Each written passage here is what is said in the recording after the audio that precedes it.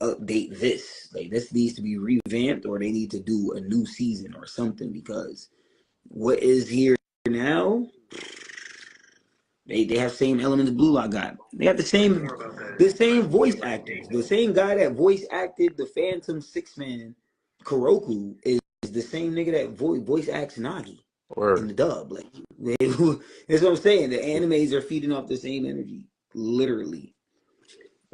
But you know, man.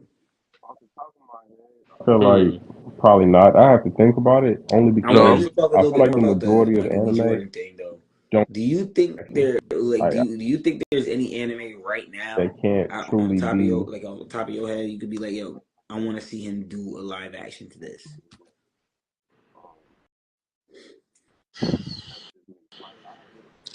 I haven't the top of seen my all head, of I feel like that Bleach live probably not. action. I have to think about it only because I feel like the majority of anime don't need a live action.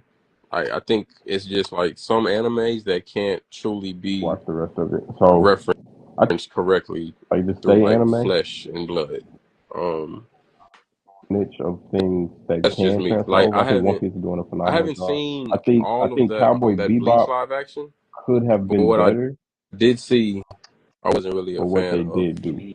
Um, and you say you either? A task to Yeah, like it bring didn't that to make me life want to go and watch the rest of like it. So I think some stuff should just stay anime.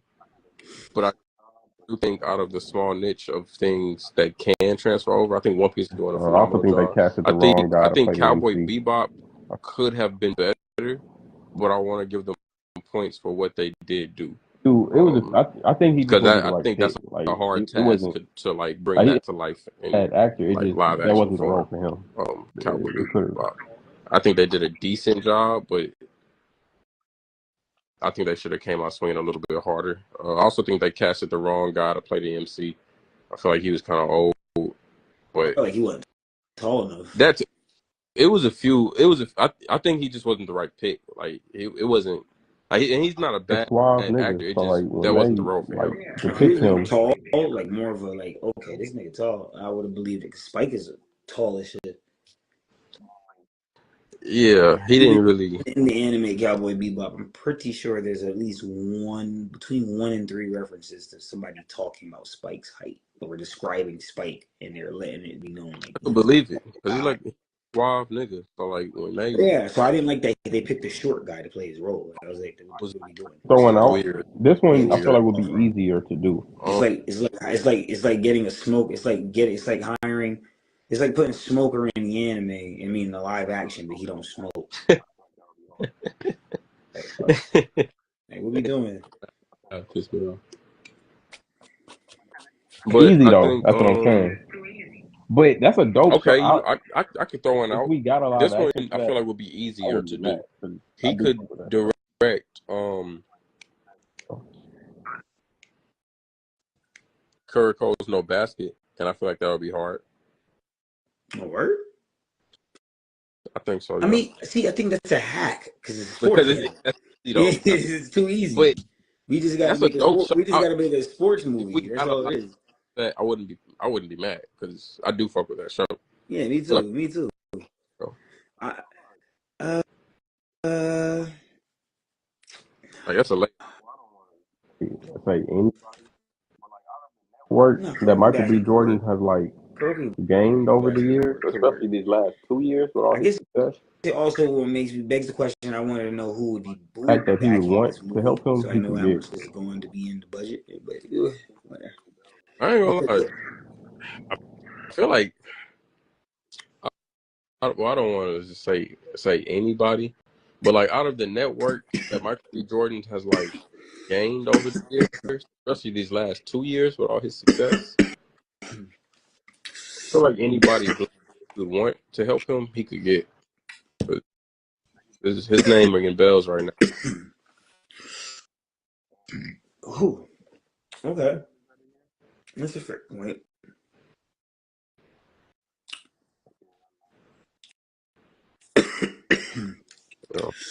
If One Piece live action didn't have somebody already, I would have said he could have made a cool Beast Boy in the movie. So he could have been him. He could have made a But I cool know Baz because I Bones know that movie. name. That name sounds super familiar. It sounds somewhat Which one important is that too. again? I'm better with Disappointed, faces. folks. When Mr. I see One. his face, oh, number You know how one, I am with Mr. names, One. though. Yeah, it's One Piece. Though. You gotta remember these names. Not fair, bro. That's not It's fair. over 1,000 That's not, episodes. I'm not about to You remember. sleep. Daz Bones is in the I just final call that saga, nigga bro. Mr. One. You But I sleep. know it because I know that name. That name sounds super familiar. It sounds somewhat important too. So I only I'm heard just you say trying to. Daz Bones. You gotta like give me a. I'm better with faces. If Mr. I see his One. face, Bro, Mr. One. What? oh, number one, Mr. One. Yeah. Oh, Mr. Is that One. that's Fruit, all right. That's not Fruit fair. Zoro? I know That's Mr. not One. fair. How is That's not fair. that not I ain't never fair? once called him Daz I Bones. Like only if we ever were talking call about that Mr. nigga Two Mr. and we One. said Von Literally, Clay, Then I've why don't okay, you never. remember him it's when I fair. called him Mr. One? I didn't hear you say 11 that. for I the only things he's heard you say done. I Daz said Bones. Daz Bones and I just switched it I'm to not, Mr. One. And you were like, who? And I was like, I'm Mr. not One. remembering that name. Come Oh, on, stop, Mr. One. stop capping. I I didn't agree hear with you your say point. Mr. He One. would have been alive with Daz I Bones. know That would Mr. have One. been like, honestly, damn near perfect I ain't never once called him Daz Bones. character like Like that. if we was talking about Mr. Two and we said Bon Clay, okay, that's fair. But we know Bon Clay on a different level for the things he's done. Daz Bones, I'm not. I'd also like to see I'm a not Samurai remembering that name. Champloo live action. I That's mean, I feel like you that don't could be have but done to. I well. do I agree don't with know your if point. Michael B. He would Jordan have could been direct alive it though. with Daz, but that would have been live. Honestly, damn near perfect because he got the build to play a character like that, and he could like portray that role pretty well. Mm. Damn, yeah, that would have been hard. Would have been hard. I was thinking about it. I'd also like to see a Samurai Champloo live action. I feel like that could be done Yeah, well. for Chopper. I don't know if Yeah, Michael B. Jordan should direct perfect it could though. be done well. Any anime that doesn't have powers, Yeah, it could be done well. yeah, for sure. And all you need now is just good See acting. the things what they saying. Literally. That was the problem with One Piece, being able to replicate the things they have in the anime, or What did you think? Naruto, or Dragon Ball. What did you think about the CGI for Chopper? On point. That's what I expected. Yeah. That's what I thought it was going to look like. Facts. Yeah. People was trying to hate on it at first, but I was like, nah, this suits him. This is what it What should were, look like. what negative things were they saying? People not saying negative things now, but when they first started the project, a lot of people didn't have hopes for it. They thought Chopper was going to look crazy. Yeah, okay, yeah, for sure. I was like, Yeah, I think they could do Sonic. They could do if they do Sonic and they doing Lilo and Stitch right now, they could do all that shit. They ain't yeah, for sure. That's what AI gave me. AI out here making gorillas Chopper. talk. Like, come on, bro. Like what we doing? Like, it really can't be. It really can't be. Yeah, what we doing? No I complaints. feel But you I've been definitely. stating since the jump Um, of season one of yeah, One I Piece think live they action. did a pretty good I feel job like off rip they with it. already the best live action of all Um, time. For just the like voice so actor for Chopper, he sounds cool. I'm not mad at the voice actor. Voice Um, actress. voice actress. My an apologies. anime series of all time. Um, I mean, yeah, I kind of got no complaints, but I've been staying since the jump of season one of One Piece live action. I feel like off rip they And I think already the that best season is live the action of all floor. I think time we just for just continue to like get better from shows, here. anime shows in general.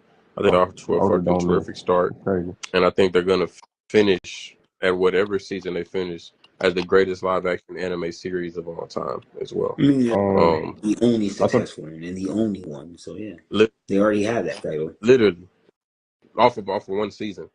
Um, and I think that season is the floor. I think we just continue to get better from here. So older don't miss, bro. Older don't miss. It's crazy. This is not older though. That's the only thing. The live action is not older, so I can't give it the same type Older, of credit. I, And then the director, the showrunner, Matt Owens, who actually is a. This is the problem. Matt Owens is the director and showrunner of One Piece. Shouts out to him, dope guy. He just took. He just announced that he's taking a mental break, a mental health break, and mm, stepping out of the One Piece live action mm, adventure. If they keep the adventure going, I have concerns because Matt Owens reads the manga, watches the anime, knows the content. Not as much as we do, but he knows enough to do the job. I don't know if I'm gonna feel comfortable putting this in somebody else's hand, or if Oda will feel comfortable putting this in somebody else's hand while they don't really have they don't an eye or ear for this shit. Because then at that point, your show could get butchered and we could take so many left turns. Because right now they're doing things that aren't within the canon, but we get why they're doing these things and why they've done these things and how they've gone about the changes. For us to embrace a completely new showrunner, director, it makes me, I definitely have concerns, me personally. But I'll say this though, I do think it's okay that his co-showrunner, I forgot his name, but he's also still on board. So maybe that helps out a lot still with the energy of everything and how it's supposed to go about. But Matt Owens had earned my that Matt Owens taking a step back is a big deal for me because he was one of the big reasons why I championed watching the live action before it even came out. Like I'm telling everybody, yo, watch the live action. Matt Owens put in work for this. He's been putting in work for this. Like I was preaching that, like legit. You know what I'm saying? Reading up on articles on Matt Owens, knowing that he knows content of what they're doing, and maybe we should take a step back and not. So for you to take your direction, and he take a step back, and you continue to show, either he gave you a blueprint, like how Oda gives the anime a blueprint, or we trying to come up with new story, and that's going, like I said, that's going to rate. I'm definitely got concerns about that. And I think if that's how they feeling, that's what they're doing, then maybe they should take a step back and not come back until after the season drop. Don't come back until Matt Owens is ready again. That's how I feel. Interesting. Yeah. Because that Didn't they action also didn't say? happen. That live action did not happen overnight. Niggas worked hard as fuck for that shit. Worked hard as hell to get that rep out that live action. Oda Definitely. I remember was all the spending hate. People was $10 ready per to give it, episode, and and then then they like being saw a it and was part like, yo, of this is the shooting actually while they shot an the show. okay The TV show. Like, this looks like an okay TV show. Like something I see on Disney or some shit. Like, this not right. bad, bro. Yeah. Let's, so. Really good. Didn't they say that Oda was spending $1 million per episode and then like being a part of the I don't know if shootings he, while they shot? I don't know if he's spending $1 million per episode, but I wouldn't disbelieve it. Because he wants One Piece to go to the highest it could go. So that's why he's putting so much into a live action. Like he actually wants to win a live action award for this. Yeah, Like he wants to get an Emmy. My fault, not a live action award. He wants to get an Emmy, which is competing with actual movies and TVs and like Hollywood blockbuster shit. So he wants to step into the big leagues, and I'm okay with that, especially for him. My only issue with that, like I said, just because Oda's involved don't mean it's gonna go right. I've been saying that. You gotta all parties involved must have like even if there's a lot of actors and actresses that have been casted to play roles in One Piece in the One Piece live action, and we've been okay with it and we've liked it because we know these actors and actresses have been watching the show.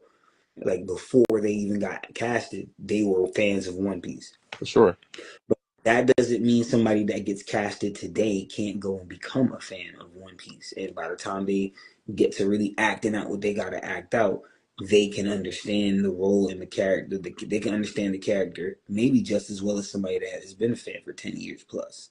You know? Hmm. So I did, but that person had to show and prove. But I feel more comfortable going off the thought of knowing that there's not another successful anime live action that depends on like supernatural stuff. Shout out to the Kenshin live action, really dope. But that's just pure swordsmanship. No real powers involved in that. I would feel better trusting the showrunner to know the content of One Piece. For sure. That's like the whole thing. That's like even with me and you talking about the videos. I have no problem doing videos with such and such, whatever. But do we have to send them all the content that we're putting in the video because they don't know the content, or is it or is it someone who's been reading and watching? So when I say Color Supreme King, they know exactly what to go panel to go and reference and draw up, or what scene I'm to just go kind of and draw up. I'm really So hopeful. yeah. Yeah, no, I for sure know what you're talking about. I feel you. Um, so that I think that I'm guessing he didn't give like a date or like a time frame on when he'd be back from his mental health break. But I don't know. That's fine. I ain't gonna lie. I'm just I'm really hopeful. Like, I think he'll be back in time, me personally, because I heard they already started shooting. Like season 2 is already done and yeah, already ready to drop. They're already working on season 3. Like I'm they're very, already very setting optimistic. up like stages so they could actually get the scenes done. Hmm. So that means that to me, I think he wrote ahead and gave them kind of like a manuscript. Mm. So it's season 4. If we get to a season 4 and I'm not hearing about no Matt Owens, I probably won't want one. I probably won't want One Piece by that time. Oh wow. We'll be able to see the changes by then because we'll be able to tell season 3 he left the manuscript but he wasn't around because he took a mental health break. But we could see the differences in the acting and everything and all of it. We could see the difference. So I want to see how the energy is kept. Like is your class like are you a teacher that has control of the classroom all the time or just sometimes? Like when I walk out the classes, your students still gonna be good, or is they gonna maintain that energy, or are they gonna cut up as soon as I turn my back? That's what we trying to find out right Water no more. That shit crazy. I know what I used to do in the teacher class. That was always a fun time. now. Let me think. I feel like. Did you ever watch Tower of God season 2? Yeah, me either. I don't hear nobody talk about it no more. That Nope. shit crazy. Yo, the anime that I hear got the streets in a chokehold right now, but it's going real low key under the radar. To Be Hero To Be X, Hero? Be Hero X. Yeah, that's what it's called. I I've heard never it's heard of I heard it's like a more adult version of My Hero. So I'm like, all that. right, bet. Like Hmm. completely, like more, Like more the the. boys?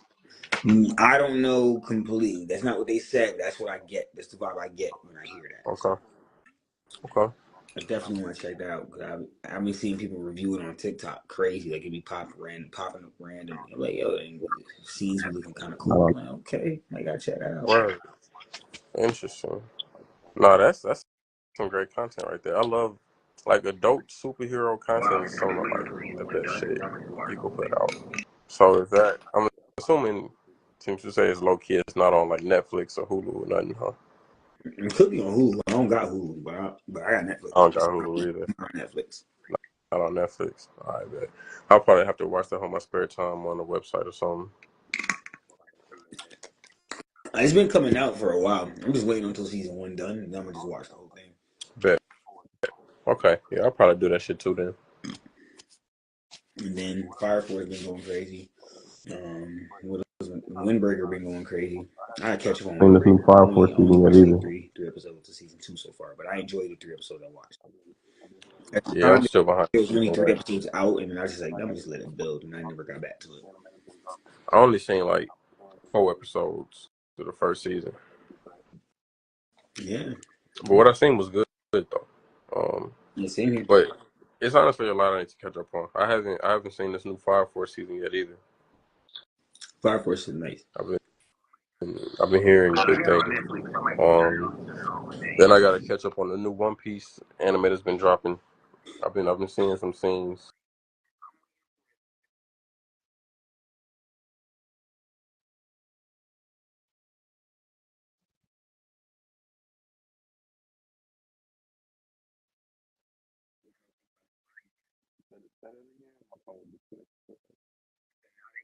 I gotta get back. I've been letting that stuff build. It's the Kuma flashback, and now they got AI. Things about to go crazier. That's true. Disconnected for a second. And now they got AI, so I know all these animation companies, one by one, they all gonna start messing with it eventually, and they gonna.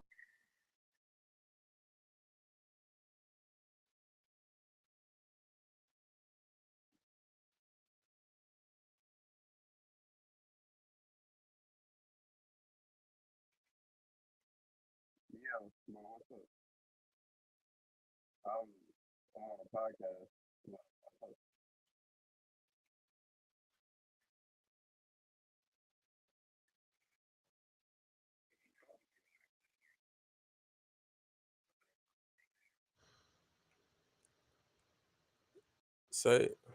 Can't see who's in the stream, but it says we got 2 people. One's watching. I think it looks nice, Ash. What do you like about it? I like the pattern. I like the colors on the dress. I like the dress. Your sister say it look bad, and it look cheap, and I look like Wakanda. Well, not only is that self-hate, but I can't. How is that self-hate? To say she looks like Wakanda? No. I said it reminded her. I said it reminded me of Wakanda. Would that be a bad thing if it did? It's ugly. So Wakanda is ugly? I said that because I know Mama don't like ethnic stuff. She don't like African. That sounds like more self-hate. But I can't see the material of the dress like that. I don't know what the material is, so I don't know if it's cheap or not. But I think the dress looks nice. But I do have to go. But those are my thoughts. Thank you. If it's self-hate, then the ones that know they do what they do. All right, what's up, bro? My bad. People calling me. Nah, yeah, that's sister and mom debating about stuff. But kind of trying to make out with. What was that? The ones that know they do. All right, what's up? My bad. All right, One Piece. I gotta get back on One Piece. Sister and mom. I watched a lot of Overlord. I was fucking with what I was watching. I was telling somebody else I was watching. He was telling me to keep going, jump into it. I gotta get back on. Like it's like season 4. So they go crazy. But it's really a lot. I watched the fan service. Overlord. I was a little overbearing right now. And he already told me I was telling somebody else I was watching. He was telling me even though it does get a lot better, like jump into it. Fan service go crazy till I get to like season 4. He said it's crazy. You watch too. So I'm like, all right, double-edged sword. Fan service is a little overbearing right now. And he already told me off rip when it gets to like season 4, even though it does get a lot better. The fan service go crazy. Yeah, I definitely got a list. the longer you watch, I saw that Dandadan movie is already in theaters, though. Double-edged sword. Sorry, I guess. Maybe I'll watch it. I'll watch it at some point. Yeah, I definitely got a list. I didn't find out until like 2 or 3 days ago when I saw it was in theaters. They already did 4 million box office. Damn. Yeah. I was unaware that there was even a movie. I didn't find out until like. I was thinking it was about to be some season 2 shit. That's why it's just a recap of season 1 in the first. I was thinking it was about to be like on some Demon Slayer shit. How they made it in a season 2 was about to be the movie. It probably just mad dope, but I know it's not a recap of season 1. It was like season 2 shit that we can. Yeah. I was thinking it was some Demon Slayer. I was thinking it was about to be like on some Demon Slayer shit. How season 2 was about to be the movie. That's what I was thinking it was. I didn't know it was a recap. I mean, Demon Slayer did that. They put the first episode. Didn't you say Solo Leveling was doing like that a recap of the last season, and they did the same shit. They did the recap of the last season, and they put, and then they put like a new episode in the end of it, and boom. Didn't you say Solo Leveling was doing that too? No, Solo Leveling said they were doing. They just want to do movies. They said they want to do 2 more. They want to do 4 to 5 seasons in all, and a movie. That's how they do their series. And I think they're doing that just before they go into the storyline of his son. Yeah. So Son Jr. They probably want to do a storyline for his son. I think he has his own war. I gotta read that shit. And then there's I said Kaiju number 8. They did that, but they added season 1 content and then added like. I feel like that's what they said. Eventually, I'm gonna check these ones out. I'm still mad I never saw that Austin movie from SAO. It revolved around season 1, the movie at least. What did say about that? The SAO movie Sword Art Online. I feel like eventually I'm gonna check these hoes out. I'm still mad I never saw that Austin movie from SAO. I feel like that hoe was dope. The last one they did, it was from the perspective of Austin doing season 1 when Kirito was like training, trying to become that nigga.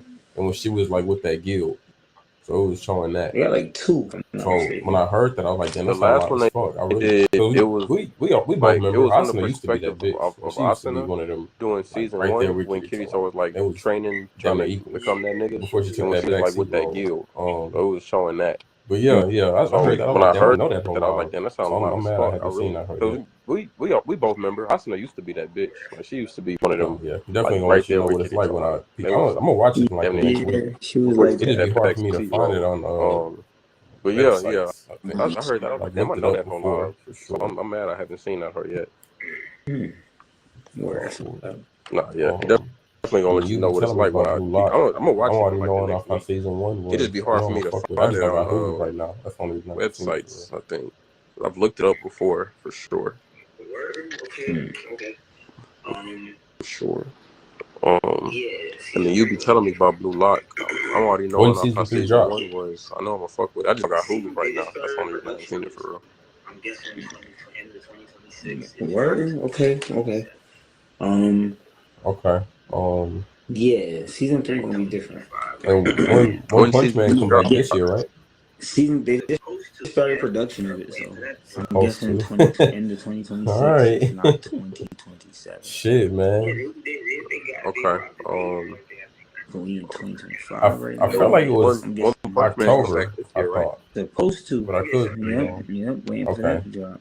Cause all right. Yeah, Shit, man. they dropped the How date and long has everything. it been? I just can't remember, But I felt like it was 3 years? 4 October. years? I thought, yes, but I something could like be that. wrong. Okay. It's some fall. I think they waiting for the fall. Yeah. They're gonna drop the fall batch. Minimum. How It was how before long has it been? 2020? No. 3 years? Or 3 years? Yeah, for sure. That's for sure the latest. Yeah. right? Because they dropped last time they dropped was before 2020. Damn. It was before 2020? Damn. Was season 2 20? I'll say season 2. The Hey, why you think it's taking so long? Yeah, for sure. That's for sure the latest. Yeah.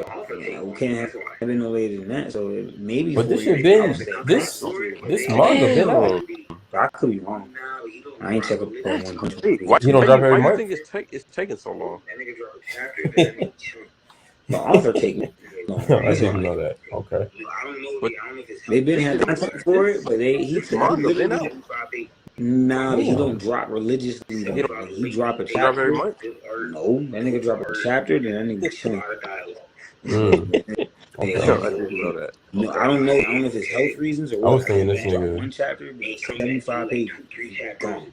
Damn. 75 lengthy pages. Good art. I was thinking bro good dropped every art, month. Good lot of dialogue. Mm. Then he just go. All right, okay. I was Come back. thinking, He come back, give you like 2-3 chapters in a row, and it's gone again. I was thinking bro dropped every month. He'll drop. Damn. He drops once a month. He drops Got 2 chapters this once a year. month. No, that's crazy. Okay. Sometimes it'll be 1 month, then he'll drop another month, and then he, like I said, he won't drop for the next 10 months. And it'll be like, all right, so we got 2 chapters this year. Chapters here. God damn. 2 chapters this year. That's No, that's crazy. crazy. I mean, don't get me wrong. When you look back at it, it's like, dang, if you really put it down and don't go back and read it, and you find out it's a good way. Like if I go back and read from see, like if I wanted to go back They and do. read right now, I would enjoy this. And when they do that, they be I'm making reading me it think for the it's about to first come time, back and quick funny for like the as next 2 hell. years at The least. action was And peak don't. as fuck. So I know season 3 about to go crazy. But it should go crazy. But they only be doing 12 episodes a season, so I don't know how They do. Oh, so it's And when they do that, they be making me think it's about to come back quick in like the next 2 years at least. That's why I went and read it. I was like, there's no way about this. Wait. Season 2 took season 2 took mad long to come out. It's like almost 3 years. You still any anime that's taking that long, I just go into it after. Damn, already. That's why most of the time I just read it. Like I said, after if I fuck with it, I just read that. Yeah. There's only some anime and like anime only. Like Kaiju number 8 is about to come to an end right now. Damn. They got 2 more chapters left. I had a feeling that's what it was going to be. because this situation that How they in is getting dragged out a lot, but it's Mm. good. how Only many issue seasons in the anime is you they think have it'll not be? foreshadowed 2, not 3, another villain. 3? So it's like I don't see Okay. like after we deal with him, I see this being done because they never introduced nothing else. They didn't introduce How, any new elements or no other villain. This guy is the big bad. how many seasons in the anime you think it'll be? 2, 3, 3? Yeah, three, Shit. solid three. Mm, Season two, they mm, could get through mad content, and then I they feel could that. season three. Season three might be able to be like either an extended season, like maybe more episodes than it usually is, or they could do a season three Okay. part one and season three part two. I would say the last season Mm, they should mm, extend it. If they're not gonna I feel extend that. it, they should do something. So yeah, they could do that. But right now, as of right now, it's three. It's a solid three. That's what they want to call it.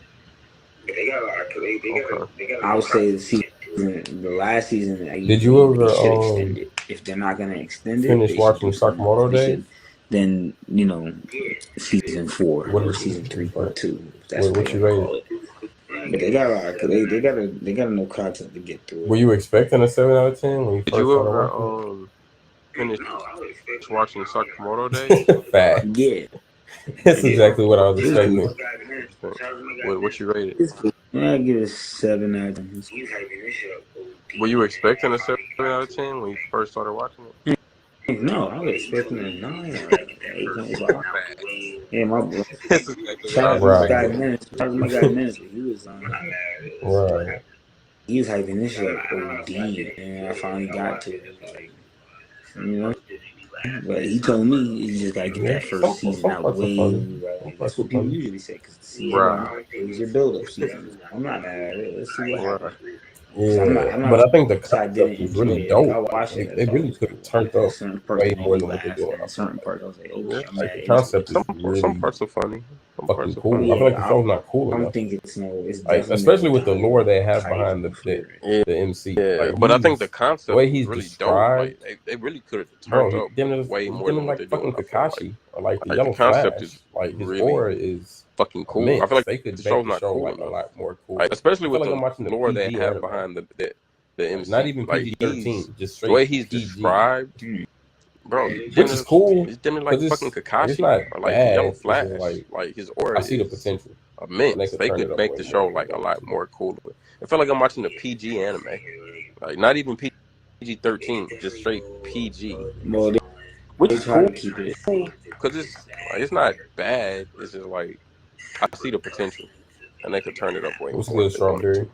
Yeah, Um, I'm not saying good. like they could I don't definitely know. go above and beyond, but I feel like they're trying to save their Maybe. biggest bag for those super tough scenes that they know they're gonna Right, have. right. What's good, Strawberry? Like, Might be. Shay. Yeah, we I saw what don't know. happened you know, Promise Neverland. I don't know. Maybe. don't count on me for this one. I just shoot shit. You know? Right. You never know what the anime production company The be anime thinking or the manga? nowadays. So Stay. Yeah. they We just, saw what happened to Promise Neverland. yeah, like the thing about it, they did all that to Baruto, all that butchering, and Baruto's anime is still #1 in Japan. The anime or the manga? The anime, the manga to Blue Vortex is also top 3 in Japan. JJK not in this Chainsaw town no more? Man, I would say Okay. Chainsaw Man. Wait, are you talking about like the show, as in the quality of the show, or are you talking One about Piece. popularity? When JJK was in its prime, JJK not in his prime no more? No. Okay. Well, are you talking about Is it like still the number show, one? as in the quality of the show, or are you talking about popularity? Yeah, popularity wise. Oh, okay. Or no? Yeah, man. Who number Let's one? just talk about popularity. Like how many people kept redeeming that this That's a shame. This is the thing. Like this, you know what I mean? Who the Is it number still one show right now? One?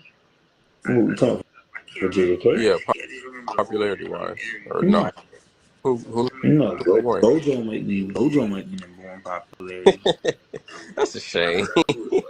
Yeah, Who the number one show right now? On JJK? I can't remember, but I just remember the whole interview I was watching. No, somebody's live I tapped into, and they was just hating on I forgot who it was, but Crazy. it was I'm hating gonna have to so hard, tap bro. It in was with bro. not funny. On JJK? Interesting. Yeah. Probably me. Well, Nah, it wasn't you. It was hating. shit. It It for might sure come on. was Is hating. it Free Run? Is Free Run the #1 anime right now? Crazy. I'm gonna have to tap in with bro. Interesting. I didn't even think about it. But Yeah, I guess it is solo leveling. shit, it might come on because is it Free Run? Is Free I Run the guess it #1 is anime solo right now? leveling. To a lot of people. I let Solo Leveling I hold love it. that. It don't matter. They don't mind. I don't mind it winning the anime award at I all. didn't even is. think about it. Yeah, I guess it is solo It is. leveling, huh? Yeah, or farming matters It most. does. I guess it is solo leveling. Bro, the one episode where he did something meaningful to the plot, he and his mom. I love That's that. the worst. That's the worst rated episode. It is. No, that's facts. And I don't agree with those fans, That but speak volumes. I guess You wanna there get is a certain all that demographic that's just pulling up sentimental, to the show sad to shit. watch him Nigga. either or farm or solo level up. Come catch So the steel blade I in your get neck. it. I fuck with that scene though. That's what they want Kind to of see. his whole No, that's purpose facts. as an MC. And I don't That's agree with really those fans, drippy. but I guess there is Strawberry a certain says solo demographic that's leveling just was pulling up really to the good to show me. to watch him I think so either too, or Strawberry. farm We in the or same boat solo there. level up. So Appreciate you, I Marco, get for the it. follow. I fuck with The know, show is kind of slow, his whole but purpose as an when MC. next But season whatever. drop, Right. when next season Strawberry of says solo JJK drop, leveling it's was up. really good to me. I think so too, Okay, Strawberry. We in the Marco. same You boat there. say so. Yeah. Appreciate you, I like Marco, for the Take follow. your word for it. The show is slow, but when I'm not the sure. next season It's my drop, first time seeing when Marco in the chat. when next season of JJK drop, it's up. Marco.avo. Okay, Marco, if you say so. Take your word for it. Who's that? Gotcha. I'm not sure. This is my first time seeing Marco in the chat. Who Marco? I can't see. Marco.avo. I was saying that Oh, Avo. I was replying to Okay, Marco there we go. saying That's that why I asked. That's he Avo. said when Who's good, Avo? JJK next season drop, it's up. What's it called?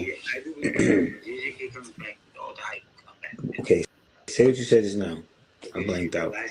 I was saying that Was it I better was than the replying to first Marco season? saying that he said when JJK next season drop, it's up. Okay, I can see that. Yeah, I do believe that. When JJK comes back, all the hype will come back. I do believe that.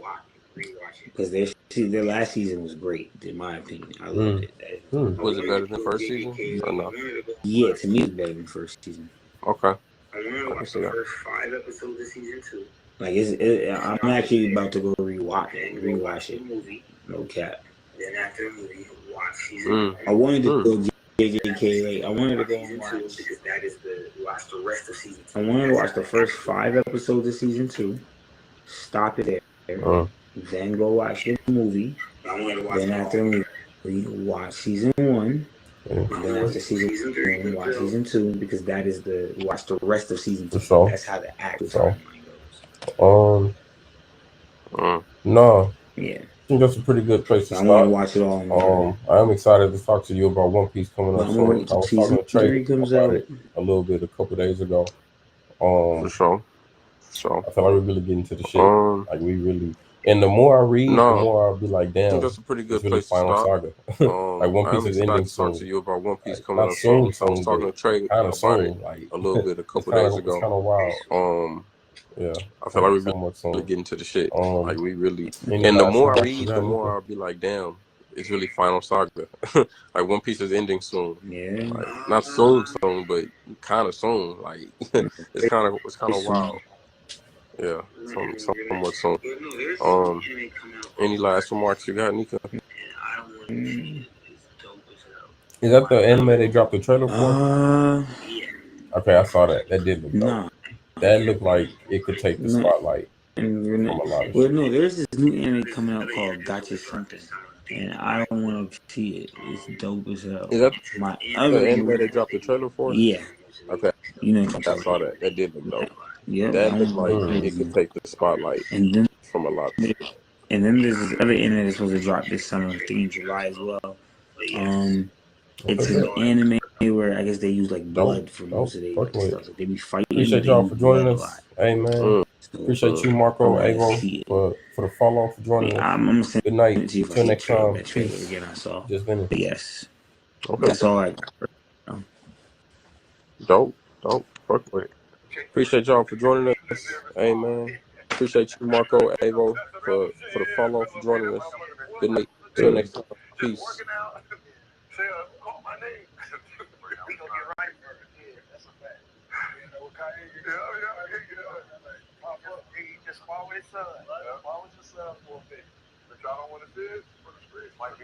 For the coach, I would love to see it. I don't think it happens, but I would love to see it. Mike Beasley, Joe Johnson. I mean, how that would be good. Because they're both, that's what they both do. They're both one-on-one players at its finest. Even though Beasley hasn't had the career that Melo had, I mean, there's not a lot of people that went up against B or C. All the executives got their bonuses. I heard some people got $100 million. Executives, yes, executives got $100 million. That's why you saw no music from Atlantic for a while. Cardi B been on Atlantic for a while. Here's the thing: Cardi B is now dealing with a new team. Cardi B is like an old baseball player with a new coach, new GM, new pitching coach, new hitting coach, everything new.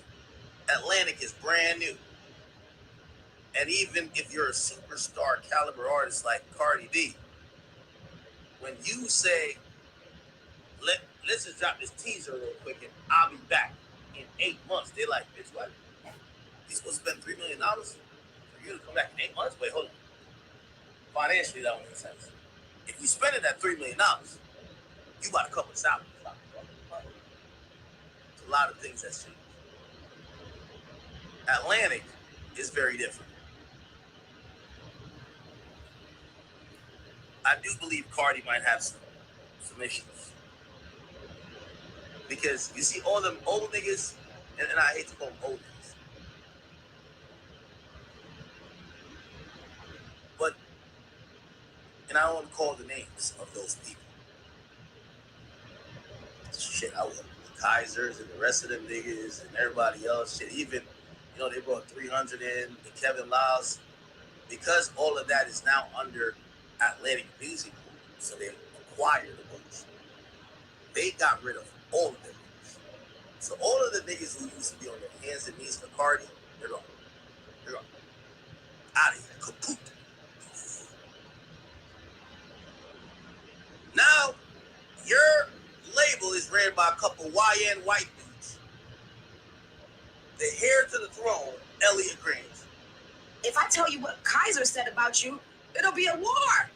But if I tell you what Kaiser said about you, it'll be a war. All the executives got their bonuses. I heard some.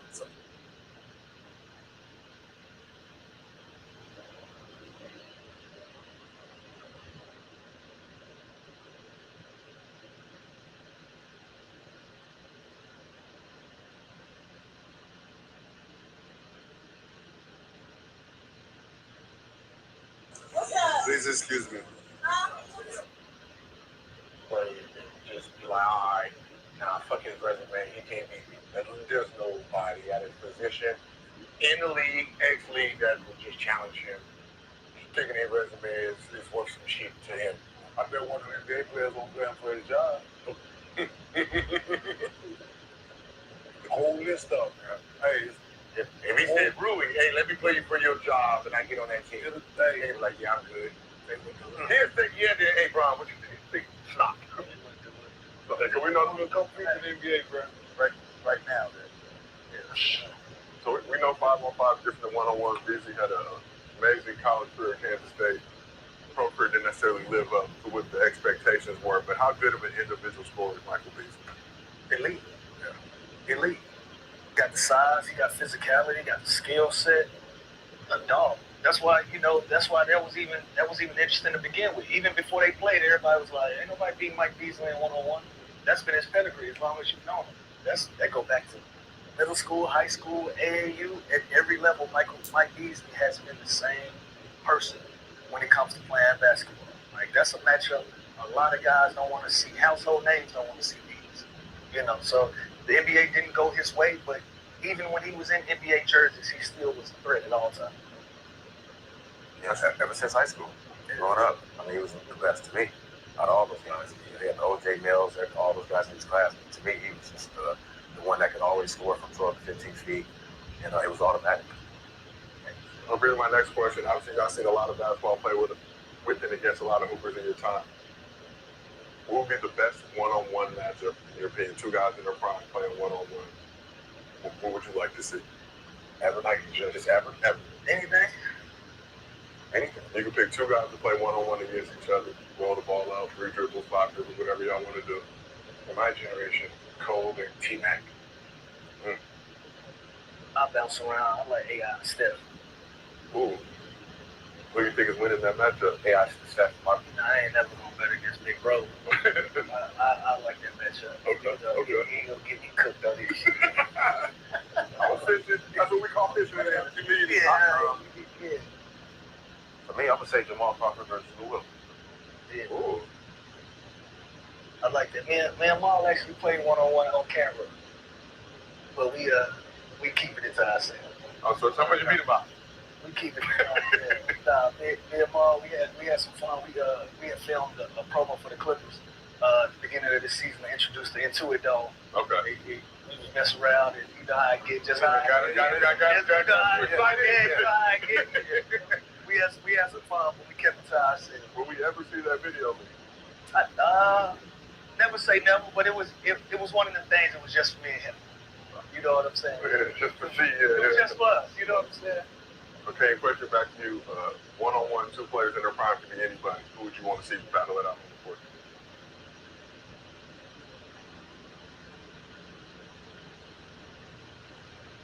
Brian Scalabrine. George Niang. Yeah, Eddie versus Niang. Just slap it out. Scal might be too much for a big body for George, man. Seriously, no. Mr. B, what you said? Kyrie versus Steph? Nah, that's not a. I like that. Because we saw that 2016. Steph has to get somebody that's kind of like him. Like even AI, AI's first step is there's only too many people that can keep up with the first step. They're gonna be playing to these first three. I'm gonna say, hold on, AI versus Steph. Jamal Mashburn. No, here's talking about Steph Curry. Big Dog. Jamal Mashburn, Big Dog. Mashburn, Big Dog. I throw OG Ray Allen in that mix. Sure, yeah. Like a Seattle Ray Allen, the Milwaukee Bucks. I know. I would want to see that one. All right, well, most definitely. Yeah. Ooh, I got it. What you got? Baron Davis, Steve Francis. I like that. I like that. They're too big.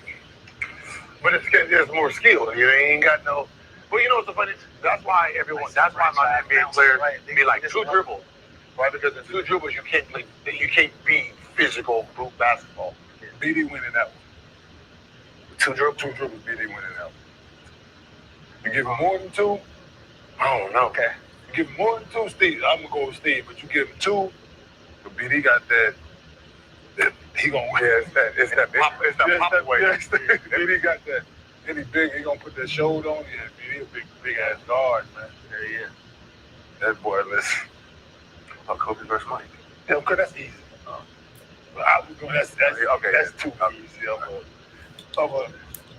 We got to be more creative. We got to be more creative, Brandon. Who wins Kobe versus Mike? Both of we them. got to have that conversation. That's too easy. To be honest, it all depends on the rules. What rules? Dribble rules. If it's unlimited, you got to remember everything. Same thing, 2, 3 dribbles. Same thing as everybody else plays. They both put their back to the basket. One has depending on which mic. They both put their backs to the basket. 80s, 90s mic, then he has a clear advantage because his first step is just unreal. So just say the best version. Best version of both of them. Which one is that one? For one-on-one or just NBA purpose? The 30-year-old Mike or the 80s Mike with the first step that's just going to dunk on everything? Number 8 Kobe, you want the 2-4? I'm going to go 8 and the motherfucker, the one before the championship Mike. The 90s Mike? The like 89 chains? Him. The gold chain Mike. 48 is first Mike? It's him. I don't know about that. Yeah, I was gonna say like y'all got to think about the engine of Mike versus the engine of Kobe. There is a big difference, right? It's like my first versus your first. That's the big difference. That's what I'm saying. See, Mike might be at the casino with his cigar. Yeah, I know. That's the only problem. Kobe somewhere with the lights off, getting it in. You know what I'm saying? He back to the back. I'll do like the 3-peat Mike and a 24 Kobe. Where it's more. There's multiple. No, the later on, like the second, the 3-peat, like 3-peat Mike. Any of those, that nigga right there. Any of those. The first 3 or the second? The second 3. Okay, that's okay. The thinker. I want the thinker versus the thinker. I don't want the athleticism. Right out to the thinker versus the thinker to see who really is methodical. I do. So you want 96, 97, 97? Yeah, 96, 97 versus that second. I'd say second. He got paid. That first championship. That first 3, he was still. That 2010 Kobe, like anywhere in that 2008, 9, 10, that one. Now it's both. They both right here. It's all mental, a little physical, but who you got though? Still didn't pick nobody. Can you say we're not doing that, but looks like we are. Looks like we are. If anybody gonna answer, it's gonna be him. I'm gonna go cold. Wow. Okay. It's tough. We're about to get another It last really dance. doesn't matter what you say. You're not watching. I'm thinking just about just if they start at the 3-point line, one has a 3-point advantage versus the other. It all depends. But they're gonna play real. They're gonna do spots. Post up spots, we're gonna do mid-range, go to the top of the game. They're gonna do some shit that just They're not gonna be running around. Let's keep this thing moving, ladies and gentlemen. We have stirred the pot sufficiently. I hope MJ not watching with the long cigar. I got a good one. I got a good one. Angel Reese versus Bill Russell. Man, come on, man. They both rebound guys. Creators looking for an edge over the competition? Get 50% off and stand out with just a click. No mics, no retakes, just seamless, high-quality audio. So save 50% with 11Lav and level up your game.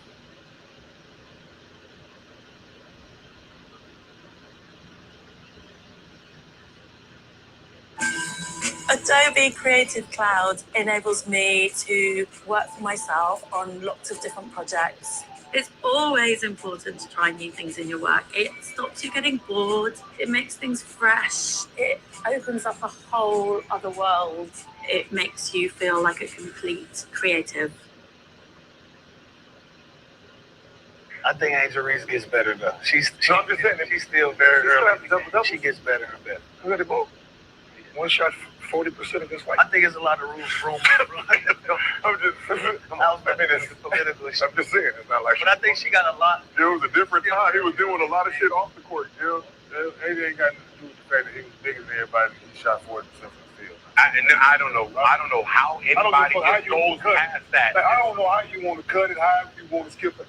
The fact that this motherfucker was one of the tallest players in the NBA at the time, he shot 40-something% off from the field is fucking amazing. For the career. There was times where he shot 40, 30, like that shit is crazy. While the other black people shot 56. Bill Russell didn't want to play in St. Louis because it was too racist, so he went to Boston. You just when they outlawed dunking, you just still shit, we'll check, like, you back then you can goaltend the shot. So as soon as they shoot it, he can just catch it and just do that. You missed that too? Let me ask you, what's your position when it comes to the conversation about the 70s and the 80s matching up against current players? What you mean? The same thing you think? You will bop the fuck out of it. The same thing the 80s thought about the 70s. Okay. We will beat y'all ass. Same thing the 90s thought about the 80s. We will beat y'all ass. Same thing the 2000s thought about the 1990s. We will beat y'all. I like what Iceman said. Iceman came by and said, man, they too good. I wouldn't even be able to play with these guys. How much would you average nowadays? Shit, nothing. I believe that. Just like somebody asked me, they was like, man, what would you do against Steph? And I'm like, hell yeah, I stop him. Then I had to think, wait a minute. I never played against something like that. Yeah. Like, I'm Mike James, I'm Eric Snow around that motherfucker. I stayed away from the one that could court. Like, Rip was probably the best version of how Steph played. Rip, and I didn't want no parts of that. Give me Thompson. Give me Prince. Yeah, that motherfucker sit on the side, right? So, yeah, this is too evolved than what I I can't pretend that I've advanced to what they're doing now. I didn't see none of these motherfucking moves. I had trouble, to be honest, with the Euro step when it came out. Why the fuck am I gonna go head to head? I can just go straight. Like, it was, the concept of it just didn't make sense. That was the thing too. When guys first started Euro stuff, you're like, yo, that's a trap. What is that? Yeah. We didn't even know what it was. Yeah, Ginobili brought it to the yeah, I'm gonna be real. Elgin Baylor was doing that back in the 60s. No, everybody did. Like, no, if you look at your game and see it, be like, you did it just naturally. But to come down and say, all right, he's over here, and pop, and did it, you did, and sometimes go forward and back. It was like the movement was so different. I'm aiming at the rim. Even that same, I couldn't get the concept. Oh, yeah. So we have an important poll that we asked the chat. We asked the chat who wins in a one-on-one game, Jordan or Kobe. 50-50 split. Over 2,000 votes. Ain't no way. Split 50-50. I'm waiting for it to jump from one side to the other. It has not shifted. I believe it because they both got the same mechanics. Nearly 2,000 votes. First. So, but back to you, Lou. As I mentioned in the intro, 6th Man of the Year 3 times, something only Jamal Crawford has done besides you in NBA history. So what made you such an effective scorer off the bench?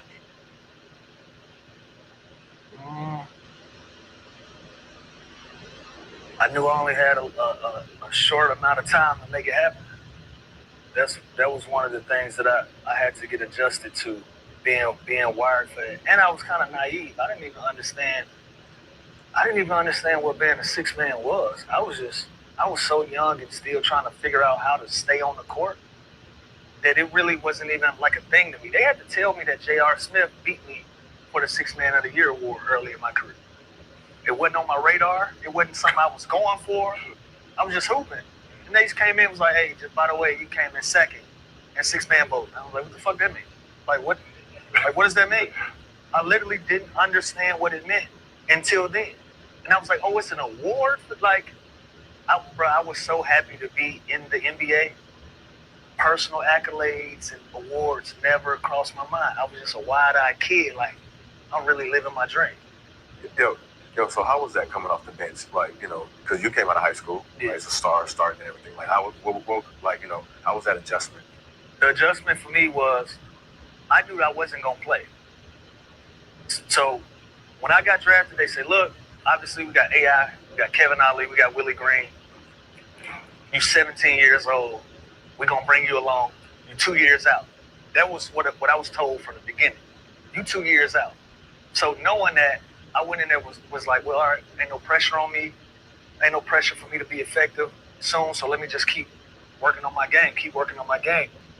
First year, I played in 23 games. I probably played less than 7 to 8 minutes in those 23 games. Second year, I felt like I was there. You know how you competing in practice and you bust them up, you like, all right, I'm ready. Still no time. So my agent and I, we was just like, yo, he got to get on the court. And at the time, it was the D League instead of G League. It was the developmental league. So they sent me down to Fort Worth, Texas. And I got there on a Monday. Played in 3 games. Had 40 in all 3 games, by the way. The Mad Ants? What were the Flyers? Fort Worth Flyers. Got on a 9-hour bus ride to Little Rock, Arkansas. Literally 30 minutes of me getting in my room, I get a call on the hotel room, hotel phone. Say, yo, we need you to get to the airport fast as you can. Get to Philly. They need you up there. I said, what happened? They said, turn on the news. They traded AI.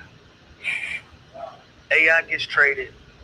I get to Philly at halftime of the Wizards game.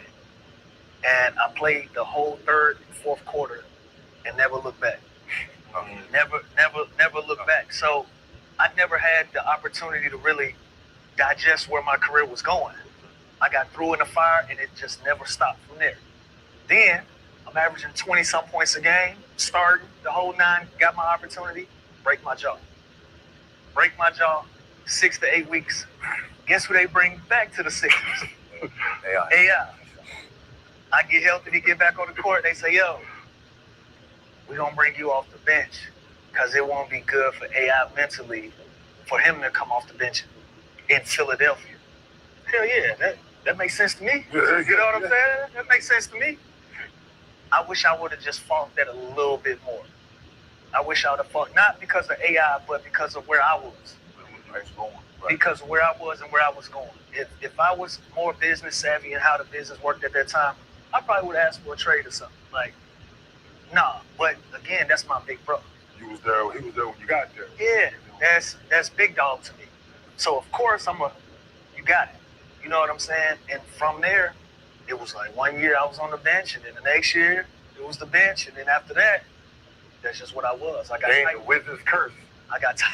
No, that's the Wizard's curse right there. I just thought about that. Yeah. Nah, the broke jaw.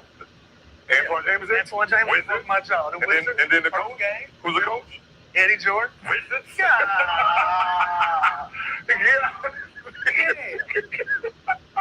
Oh shit! Never thought of that. Never thought of that. That's a lot of Wizards energy. Man. I should be on that damn documentary. A lot of energy. But to your question, bro, I never had a chance to really map my career out how I thought it should have went. You know what I'm saying? Never had an opportunity. You thrived in that role that they put you in, right?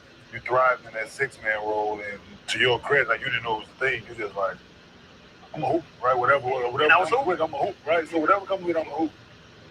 We all like watched you and was around like, man, you know, bench player, man, dude started, right? But they needed someone in that role, right?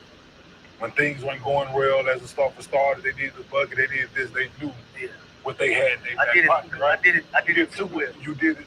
I did it too well because they like, well, we can just keep him there, bring in another guard to start, and now we got a strong bench, and now we got a strong starter. If the starter get hurt, you know, he can start him for a few games.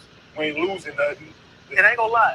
As much shit as people like to give Doc Rivers, he's the only coach in my career besides the other guy that coached me early in my career. And I ain't talking about Mo Cheeks. I got love for Mo Cheeks. Y'all look it up. It was Doug Collins. And Doug we ain't get along. They the only two coaches that started me, that took a chance and was like, we feel like you can play starter minutes and start for it was. Come on, Charlie. Use your new door. Let's go. I said go. Silly dog. I'm going to trade you for a cat. Red Bull gives you wings. I hope you're ready to get all bunnied up. Let's go! Take formation. Spread out now.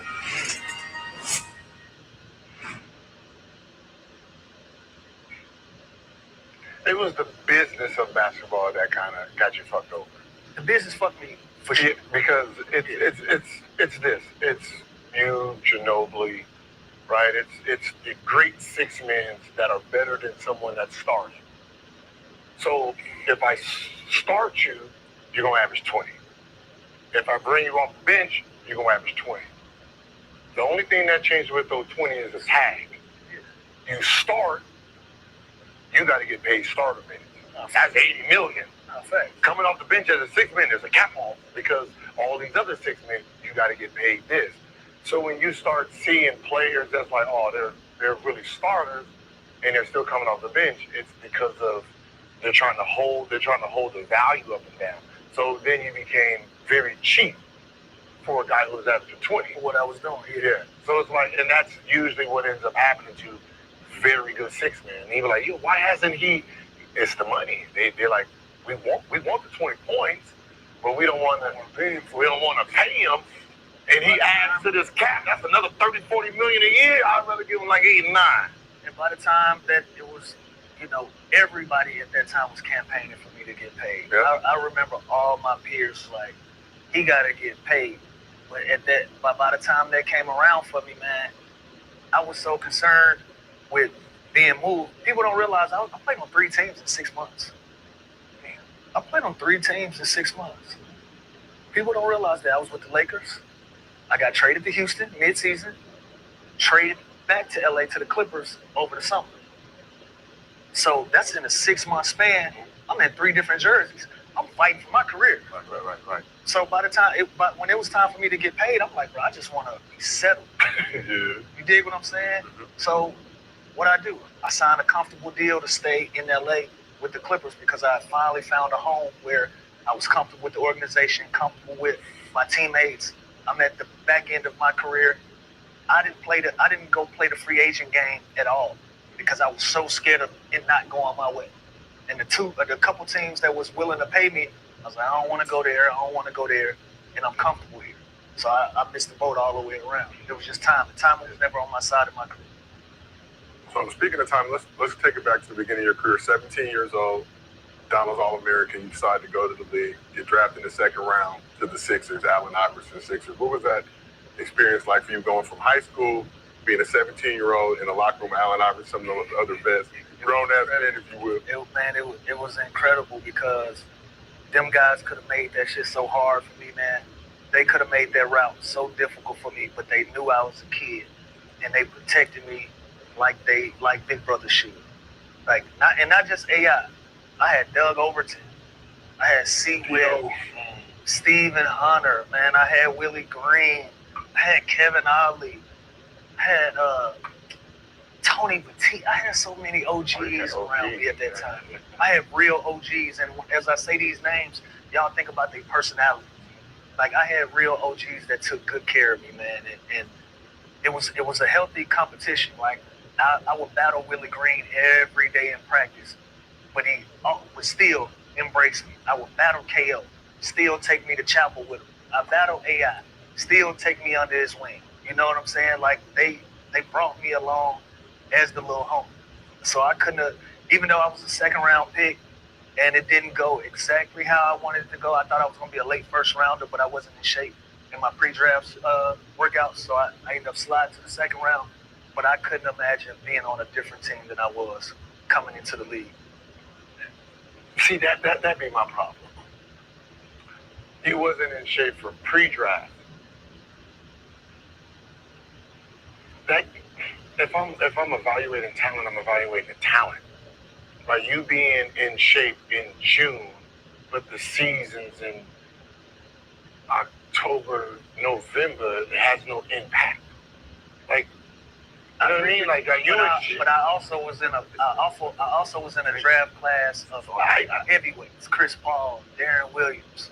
Like, I was in a draft class with them guys. You know what I'm saying? And so, yeah, I was good, and I was Nate Smith, I was McDonald's, but they was doing their thing at a college level. So that draft class kind of put me in a trick bag, and that's where it put me. I was supposed to go. Miami had promised me at 27 that they were going to take me if I was still on the board. But at that time, Wayne Simeon was still on the board. Y'all remember Wayne Simeon at Kansas? National Player of the Year. He was the National Player of the Year at Kansas that year, and he was still on the board, and they ended up taking him. Then after that, I didn't work out for anybody past Miami. The Atlanta Hawks had the first pick of the second round, and they said, hell no, we ain't picking him, because they had picked Josh Smith the year before. And they said, we're not going to have two hometown kids sitting on our bench not getting playing time in Atlanta. Yeah. We're not doing it. So Atlanta didn't take me, and the only thing I had on my side was my agent at the time represented Mo Cheeks, and they had the 45th pick. So he was like, yo, if y'all ain't doing nothing with that pick, y'all might want to take a look at this kid. And that's how I ended up getting drafted. Without that, ain't no telling if I would have went undrafted or what would have happened. So we talked about that draft, 45th pick, loaded draft class, but you ended your career with more career points than everyone in that draft class except for Chris Paul. So what does that mean, G? That means I'm underpaid. Yeah. That's all. But we all do that. That just means I'm underpaid. But I can't wear that shit on my sleeve. It's over and done with. It went how it went. I had a fucking ball, man. I lived my dream, and I got the respect of my peers that I was a real hooper. Yeah. That's validation enough for me. Okay. Every time I sit down with the likes of these guys, man, and I get my flowers and my game is respected, that's enough. So I was young. I was young when I saw you and Monte play on ESPN. That's fine. Y'all was 17. The high school? Yeah, that's when I knew. I've been a fan since then. So was college going? Was you going to the league just a foregone conclusion, or were? Yeah. I wasn't going. No school was. I never could wrap my mind around the 6 a.m. workout shit and not have nothing to eat. So it wasn't. So it is right. I never would wrap my mind around. It wasn't at the school though. That's the thing. So right, to pick this right. I had two. I didn't have no grades and shit coming out. Right. I had two schools that was interested in me: Temple and Cincinnati. Yeah. Temple did that shit. Cincinnati did it. Yeah. See that? I ain't want to take the chance. He said that. He told me that shit in real time, dog. I lost interest in real time. I'm with you. So we practiced at this time. My brain went the same. Who played basketball at that time? Yeah. I'm like, hey, nah, I ain't going there. I started playing with my niece when she was a baby. I was like, yeah, this shit ain't hard. I don't know what's gonna happen, but it won't be Temple. Yeah. So I dig it, but nah, I never could wrap my mind around the whole. That was my advantage. 6 a.m. workouts and Sebastian Telfair kicked the door open for me. I remember being at USA camp out in Colorado, and all of us, me, Monte, CJ Miles, everybody that ended up going to the league out of high school, we were watching the draft. And I never forget Sebastian going 13. And my eyes lit up because at that time, no small guards had went out of high school yet. Everybody else was built like me already. Yeah, 6'4", like Deshaun Stevenson, I think was the first guard. All of them guys were like men. And shit, I'm 6'1", 180 today. So imagine 2004, 2005. You know what I'm saying? And I was like, there's an opening for me. It's a market for me to be able to do this. And from that point on, I was like, I'm going to the league. I don't care how I go. I'm training myself to go league. That's how I looked at it. So you were able to carve out a legendary career for yourself, play with some legends, talk about you getting drafted to 6 with AI. You were also on the Lakers, though, 2015-16 season, which was Kobe's last season in the league. So what are your memories? Obviously, the team didn't perform that well, but seeing Kobe in his last year 20, what are your memories from playing with the Lakers and Kobe in his final season? I just remember feeling like, well, first, I want to say this. 2-4 started that season as Kobe Bryant. Like training camp, he was pushing everybody. He was getting his body ready. He was getting his mind ready. He was making sure we all was on the same page. And then, as I remember it, I feel like 9-10 games in, his body started breaking down, and he came to the realization that this was the end, and his mentality shifted. He became a lot lighthearted. He became more easygoing, and I knew at that point he had kind of took his foot off the gas. Like he knew his body wasn't going to hold up to the standard that he had set for himself. And I was on the team with Julius Randle, D'Angelo Russell. Nick was on that team. Larry Nance was on that team. They had a lot of young guys that they had planned to develop, but as y'all know, the Lakers don't develop talent. That ain't really what they into. And I remember them sitting us down and telling us, hey, the rest of this season is going to be about 2-4. So we're going to celebrate him. We're going to go out and compete, but it's about him. And from that point on, it turned into the farewell tour. And, we started getting a pulse of the nights that he was going to play, the nights when he wasn't going to play. Because, if you go into a city twice, he probably wasn't going to play in the first one. He was going to play in the second one. All the Eastern Conference games that we only go once, he probably going to play in a lot of these. And so our focus kind of shifted. And the crazy thing about it was Byron Scott was still whooping our ass in practice, though. He was still whooping our ass in practice, but it's like, B. Scott, we in shape, bro. We 40 games in, and I remember having a meltdown. He had listen, 40, 50 games in, we doing a damn conditioning drill. I said, B. Scott, nah, dog. Y'all doing easy around 40 games in, We are still doing a conditioning drill. So I have a meltdown. I said, bro, if we ain't in shape now, we ain't never gonna be in shape. Right. He called me in the office. I said, B, what's this about? I said, what is this about? He said, this is all I know. I come from Pat Riley. It's all I know. This is my coaching staff. You know something else? Yeah, but I just remember like Kobe, he wouldn't practice. He really wouldn't be around. Like we had a thing where in the locker room, because y'all know he had his own separate locker room. He had his own room for him to stretch, and he had his own staff of trainers and whatnot. And the only way we knew what games that he would play, they would come in and take all his stuff out of his locker. So that's how we knew that he would play on certain nights. They would come clean his locker out, and we'd be like, Elvis in the building. That was our joke. Hey, Elvis in the building. Like, he gonna play tonight. So we used to come out the locker room out this door. Cole come out the door. He come out the door. And one of the funniest things they used to do, mind you, didn't come to practice. But during the preparation for games, we'll be going over game plan. He just be sitting there getting dressed. He be like, "No, we ain't doing that." I think we've been working on this shit all week. what are you talking about? We've been working on this shit all week. And he's just putting his jersey on. No, we ain't doing that. And because him and B. Scott played together, B. Scott like, we ain't doing it. We ain't doing that. So Kobe became Pat Riley, so he did. Kobe became Pat Riley, man. But as the season started winding down, man, I realized like that was my first time seeing somebody be celebrated and get their flowers. And you know, God rest his soul. I'm glad that he was able to have that experience going out of the door, seeing how everything played out. I was grateful to be a part of it, and I was grateful to experience that and play with Cole. It was crazy when you, especially with him, if you seen him when he was younger, that mindset, but you got to see him at both stages. Yeah. The competitor, and then like a regular teammate. When he realizes, okay, this ain't it. And I wish I was with him earlier in my career because he did so much for me. Mm-hmm. You know what I'm saying? Just how he was just, man, laser focused, dog. Laser focused on attention to detail, things that he wanted to get out of the game and what he wanted to get out of himself and his teammates. He was down to challenge anybody. I wish I was just with him when he won at the very end where. No, that's the one you wanted to see. I mean, as a hooper, for peace. No, the hooper you wanted to see, but if you grew up on him and the stories you hear, I used to talk to Luke Walton the whole time. Yeah. You know, after every game, I used to call, hey, what was this, what was that, why do you do this? And then when Karan came, that's all I want to hear. I don't want to hear about nothing else, right? So towards the end, you seemed the human. Yeah, that's a fact. I appreciated the human more. That's a fact. Because I'm not playing no more. Right, so I wanted to see who are you guys after? So watching them coach girls basketball. When you say, all right, Kobe's going to coach girls basketball, you be like, oh hell no. But then a whole different person was coaching. A different temperament. Yeah. Different, like it was patient, patient, caring. Don't worry, but like wait.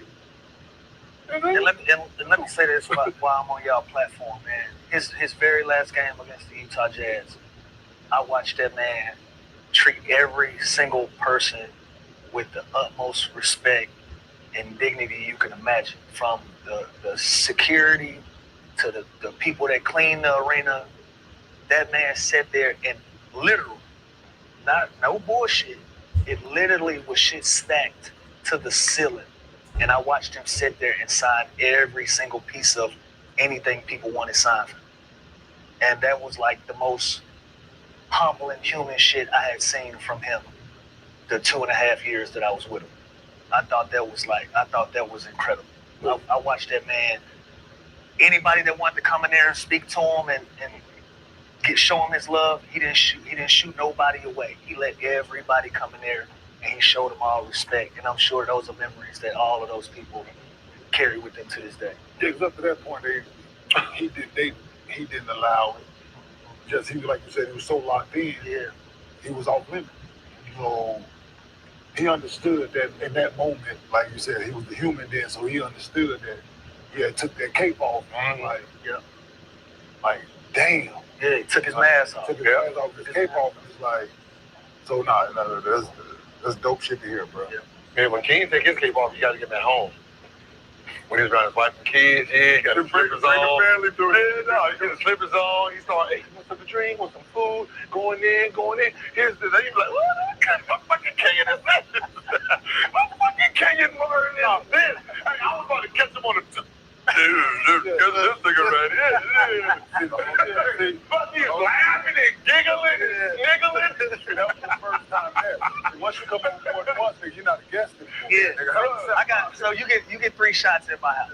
Every time you're at my crib, don't ask me for shit. Don't do it. Yeah, so I was gonna say again, so the patient part, man, when you are locked in and you built on something, you have this certain temperament, like, and people, like you said, coaching girls basketball, like, yeah. Same shit with me. I'm coaching my daughter's team, but like 4th and 5th grade girls, dog. 4th and 5th grade girls.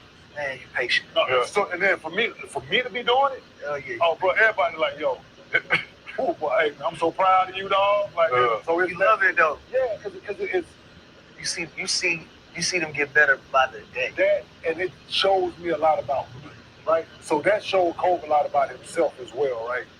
Being able to be this locked in animal that he's been, and then to be able to have that emotion, that sensitive side, to be able to do that for little girls and show that I'm human, right? So everybody expected me, like I said, people say, like, I don't fucking walk around hanging on the chandeliers at home.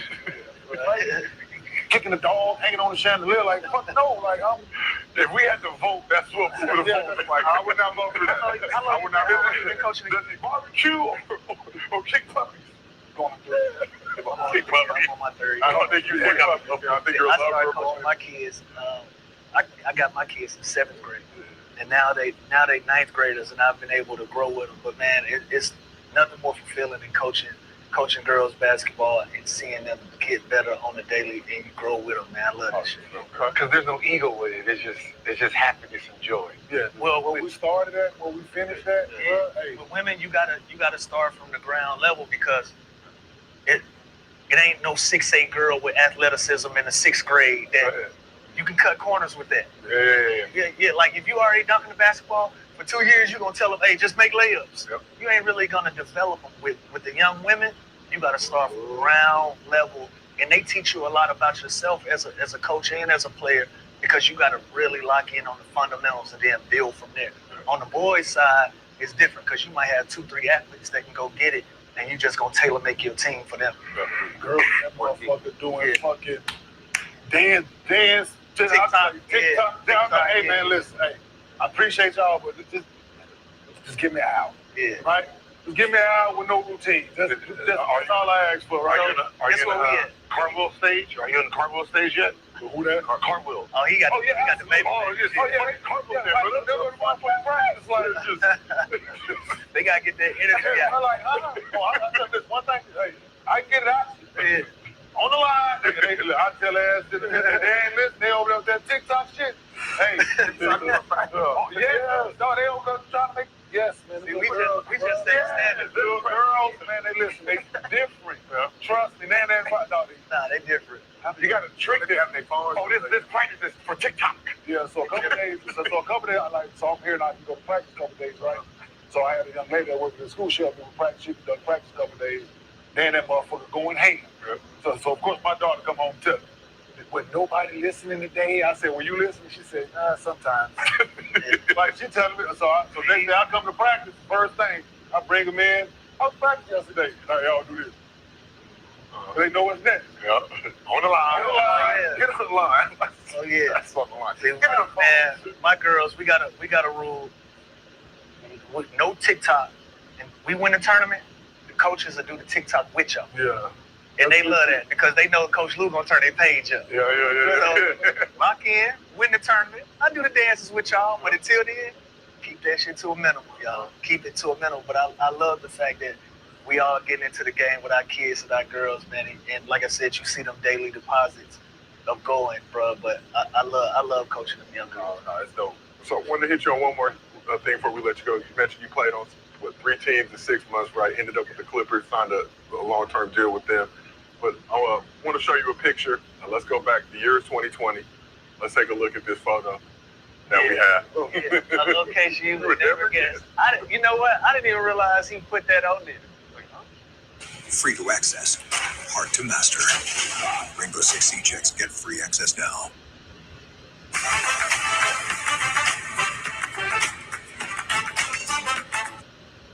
That's you and Jack Harlow. Yeah.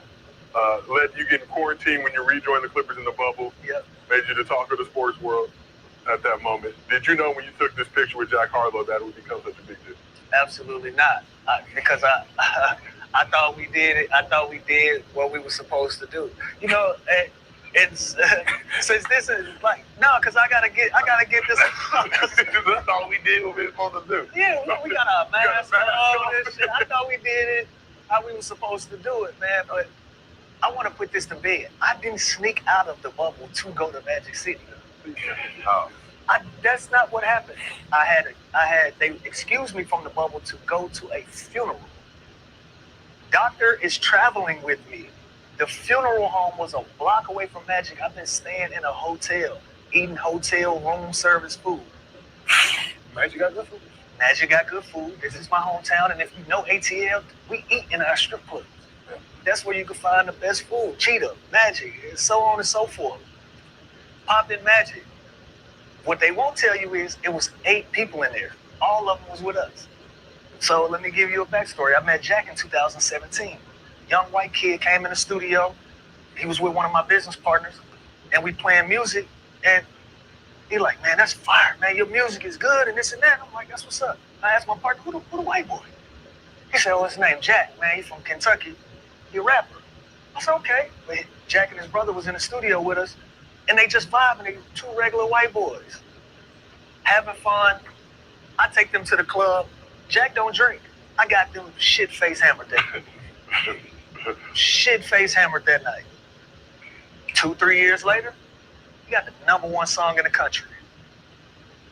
Walk in, yo, I hadn't seen him. I've been in the bubble. I ain't seen him. What's popping is going crazy, but I hadn't seen him in 2-3 years. I said, man, I'm proud of you, bro. Let's take a shot. All right, cool. Took a shot. Jack said, yo, you think it'll be cool if we take a picture? Because he knew I was out of the bubble. I said, yeah, I got my mask on, you got your mask on. I don't see where it'll be a problem. So that's where the picture came. If I'd have known that the picture was gonna do what it did, I'd have said no. But I thought everything was in order. Where we fucked up was Jack tried to cover for me, and he lied. Because he posted the picture, and then, mind you, he has the #1 song, so his engagement is out the roof. Everybody on his page, so they like, oh shit, Lil Will done snuck out of the bubble. So he tried to clean it up for me. He said, nah, y'all chill. This an old picture. I got the bubble mask on. Y'all were just ahead of the time. I had the bubble mask on, and so another thing people don't realize about that whole thing was, by the time it hit the news, I was back in the bubble in quarantine already. I was back already. So L. Frank called me. L calls me. He says, hey, who the fuck is Jack Harlow? I said, that's my homeboy. He a rapper. What's the problem? I'll call you back. Hung up on me. I'm like, what the fuck was that about? My agent called me. We got a problem. What's up? Man, it's a story taking off that you snuck out of the bubble and you was going crazy, hanging out at the strip club. I said, no, I went to eat, but I left. This was 5 o'clock in the afternoon. Well, the story spiraling out of control. They said you was partying in Magic City all night. I said, dog, I'm back in the bubble already. What are we talking? I'm back in the bubble already. Get off the phone with my agent. He called me back about an hour later. He said, man, look, this was a Friday that this happened. I was in Magic Thursday evening, back in the bubble on Friday. He said, Monday, when media cranks back up, we're gonna have a shitstorm. I'm like, what's the big deal? Like, what happened? And Monday, sure enough, I was Lemon Pepper Lou from then on out. There is some positive, though. That's my favorite nickname, Lemon Pepper Lou. Yeah, man, and you was talking shit. You was giving me a hard time because you do your thing. Comedic tweet. Helping to lighten the load. At that time, I was taking everything personal. Yeah, at that time, I was taking everything. I didn't know I impacted you like that. I was just. Nah, it was cool because to me, I didn't feel like I did anything wrong. And for somebody that always carried myself in a sense of not trying to be attached to any goofy shit, I didn't like being attached to some goofy shit. So I was just fighting everything. I was into it with Perk on Twitter. I was into it with everybody because I didn't want that type of energy to be attached to me. Now that everything is chilled and calmed down, I've learned to embrace it, and because of that, Lemon Pepper Lou is here to stay, and that shit ain't going nowhere, man. That's a legendary nickname. No, but that's the thing. Hold on, though. The crazy thing is, my wings ain't even lemon pepper wings. They barbecue with lemon pepper sprinkles. Okay. But if you really think about it, like people like I didn't not one time think that you fucking snuck out, right? Yeah. People that know, like the way you hear about it, we all around like this shit is the most secure place in the fucking possibly. Yeah, man. Ain't no sneaking out of that shit or out of this motherfucker. So we all was like, sneak, fucking sneak out. Like, how the fuck you gonna get back in? Like, how the fuck you gonna get back in? Take a check out. But then in the suitcase. Yeah, like, that's my problem. I said, okay, if he did manage it, And think about how this. the fuck you gonna get back in there? I never got fined. I was never suspended. It just took my quarantine from 4 days to 10 days. That was my punishment. So the NBA knew what I was doing. Again, I had a doctor traveling with me. I was getting COVID tested 3 times a day. Everything that I was doing was documented. But they told me, they like, hey, The media. we gonna throw the book at your ass best we can so nobody else in here can think that that's cool to do. Yeah. eBay. Getting a degree is important to me because I feel like I'm setting myself up for future success. The more I can learn and grow as a person and an athlete, the better and more well-rounded I'll be in whatever field I go into next. Start your comeback today at PurdueGlobal.edu. That be the problem sometimes with stories, right? They're with you. The NBA is with you traveling. You're there. They done tested you. Everything is good. But they still want to throw the book because of the media. Yeah. If we kill Lou, nobody else will try that bullshit. They did that. I know. Yeah. They did. Man, they had me on the phone with real federal representation.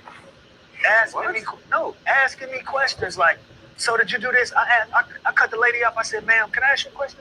I said, am I in like legal trouble for this? Like, do I need my lawyer on the phone? She said, no. I said, oh, I didn't even want to talk to you then. What I'm talking to you for? But at first I was scared shitless because they really was asking me questions about how long were you there? And you said that you had glasses on. In the picture you didn't have glasses on. Like I was really on the stand. Really on the stand, bro. I remember I asked somebody about the bubble. I was like, so everyone's tested in the bubble. They was like, yes. I said, so they all got tested? Yes. It's secure. Nobody else can get in? Yes. Everyone's clean in there. They was like, yes. Then why the fuck are they wearing masks and doing all this on the court? Why is the bench wearing masks and all? Why? And they said this. Optics. That was all. Because of America's doing it, we have to participate. So I'm like, this is the cleanest place on earth right now, but y'all are pretending for America. The optics. And for the rest of they said because what we're doing right now, the rest of the sports have to take. So I'm like, put the chairs on the bench, motherfucker. Yeah. I'm like, the chairs on the bench. You go in the game, y'all touch each other, then go on the bench and put the mask on. I'm like, it was insane, bro. And here's another thing. We was in there so long. Outside had opened back up. We was the only ones locked down. We was the only ones still locked. Outside opened up. Nigga, we at Disney hear them on the roller coasters. Woo. We can hear it. We sit there sick as hell, mad as fuck. Everybody else having a good time. Back outside, living their lives. We still in here. Well, Louis, we appreciate you taking time out of your schedule to pull through. We know you got to take off. Thank you for obliging Mr. B, getting that one-on-one game. Yeah, thank you. Man, listen, coming up. Find you a partner. It can be a pro. That's the only ex-pro. As long as they're not ex-pro, 2-on-2. Join the league. Say less. Say less. Hey, man, we up the street. Y'all more than welcome to come to the lounge. Kmart been through. Gil been through. You owe us one, man. Come to the lounge. I ain't gonna lie. Listen, look. I told you, lady, man, do the little podcast and boom, boom, boom. I ain't gonna lie. The shit you turned that shit into, that is a vibe. Well, thank you, baby. Now, that is a vibe. Like, listen. What? That's the boom, boom, boom. Yeah. I'm glad I brought my wife. Yeah. I'm gonna just be honest. I'm glad you brought your wife. Everybody. When I got there, I was like, oh, man.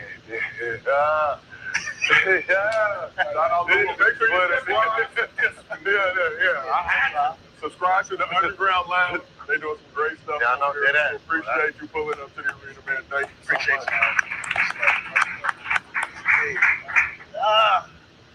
you. In the memes, we're in good spirit and good nature. I was trying to lighten the mood with the memes. I just want to point that out. Man, that shit long. They were funny, though. They were funny. Oh, shit. Oh, man. Nah, Trent, I ain't showing you my ass time. Showed you ass. How much y'all got? So y'all still, how long y'all filming that? Are we still going right now? Like 2 minutes. We still on. Oh, yeah, y'all still on? Let me get out y'all way. This is that live. This is Gil's Arena. We appreciate you pulling up. Shout out to everybody in the chat watching as well. In the meantime, in between time, Download the Underdog app. Use promo code Gil. Get $1,000 bonus cash. Plus a special pickup. Yeah, yes, sir. Love y'all. Yeah. Y'all be safe. Yeah. As a reminder, subscribe to Lou Will's Underground Lounge on YouTube. Doing great work. Shout out Spank Horton, his co-host as well. That was legend. I didn't know my name impacted human beings like that. Well, that's how we try to get these jokes off, ladies and gentlemen. So we're going to get to the finals in just a second, but we want to hit something real quick before Gil gets too turned up. Yeah, already there. So we talked about yesterday. Hey, I ain't gonna lie. I don't know. It's good? Yeah.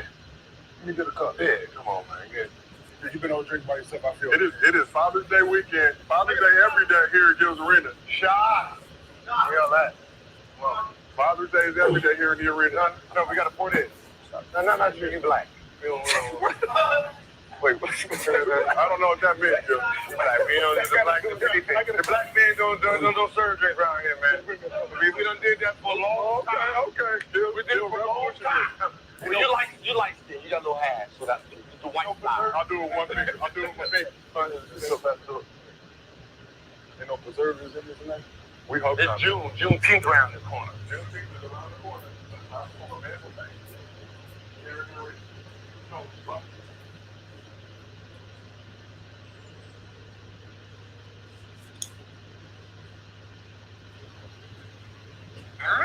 That's what you do on my line. You say what? I said, that's what get you on my line. That's when I join your line? When what? When I get to talking about One Piece. Nah. When I get out the shower and But you know, this is soon is I start talking about One Piece. That's when you started talking. you mean as soon as I got out the shower? Like you said that like it's a whole nother competition going on right now, or a class of I don't know. Them got no competition. I bet.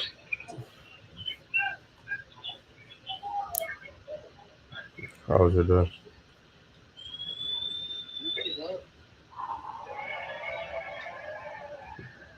What's Yeah, up? here, Go Rocket just linked up a few episodes ago. Mm.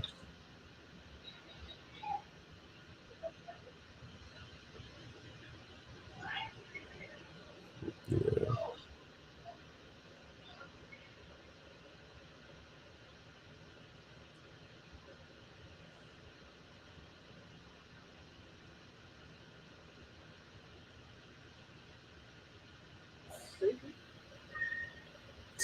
Say, am I sleepy? A little bit. I don't even know if I call it sleepy, because a little bit. She said, that's how I know. That's what I gotta talk about to get you on my line. You funny. He said, that's what I gotta talk about to get you on my line. You funny.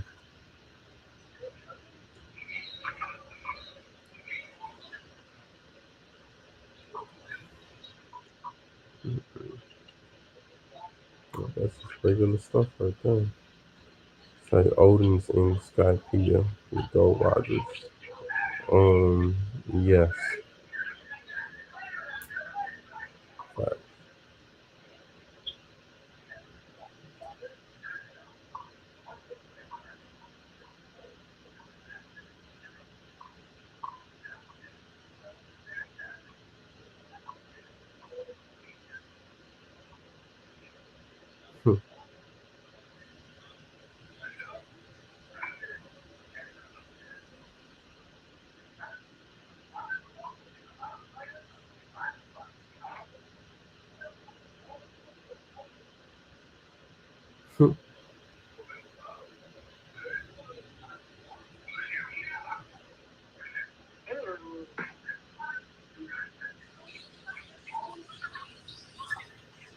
I made the perfect serving. I don't even want no chicken. Don't even want no seconds. What?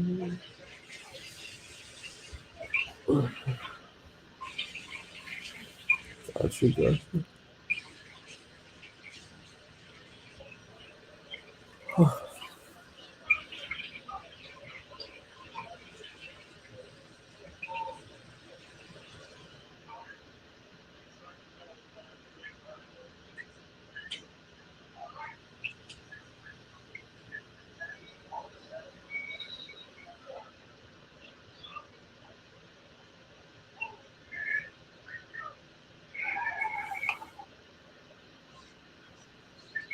It'd be so funny. It made me so dramatic, bro. It'll be a character trying to lace niggas up, lace the viewers up, you know, give them some background on the thing. And they tell me to like the people, and people just like, what? They did? Huh? They were a part of the same crew. What? Yeah. Big facts. They got to it together.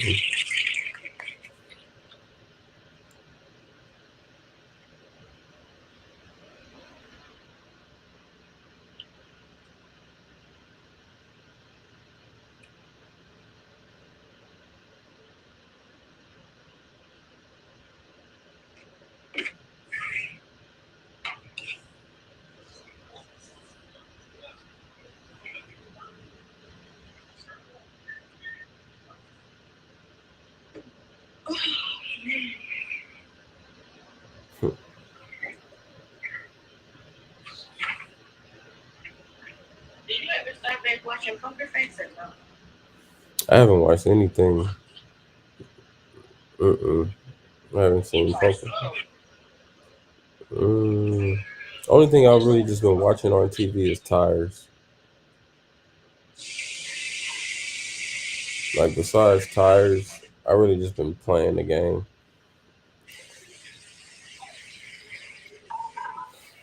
I don't got what's it called? Like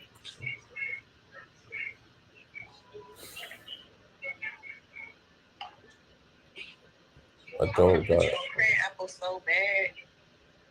But one, you don't like fruit, and two, you don't like taste the cranberries. my people already on it. I'm sure they appreciate. Yo, That cran apple was so hard. that's what I be hearing. I can believe you. And I'm feeling rich right now because I got a refrigerator full of fruit. I got watermelon. I got blueberries. I got cherries. What else I got? I got oranges. I got grapes. Oh, yeah. So all them times I'll be complaining about wanting like fruit or wanting like a mixed fruit bowl. I got that.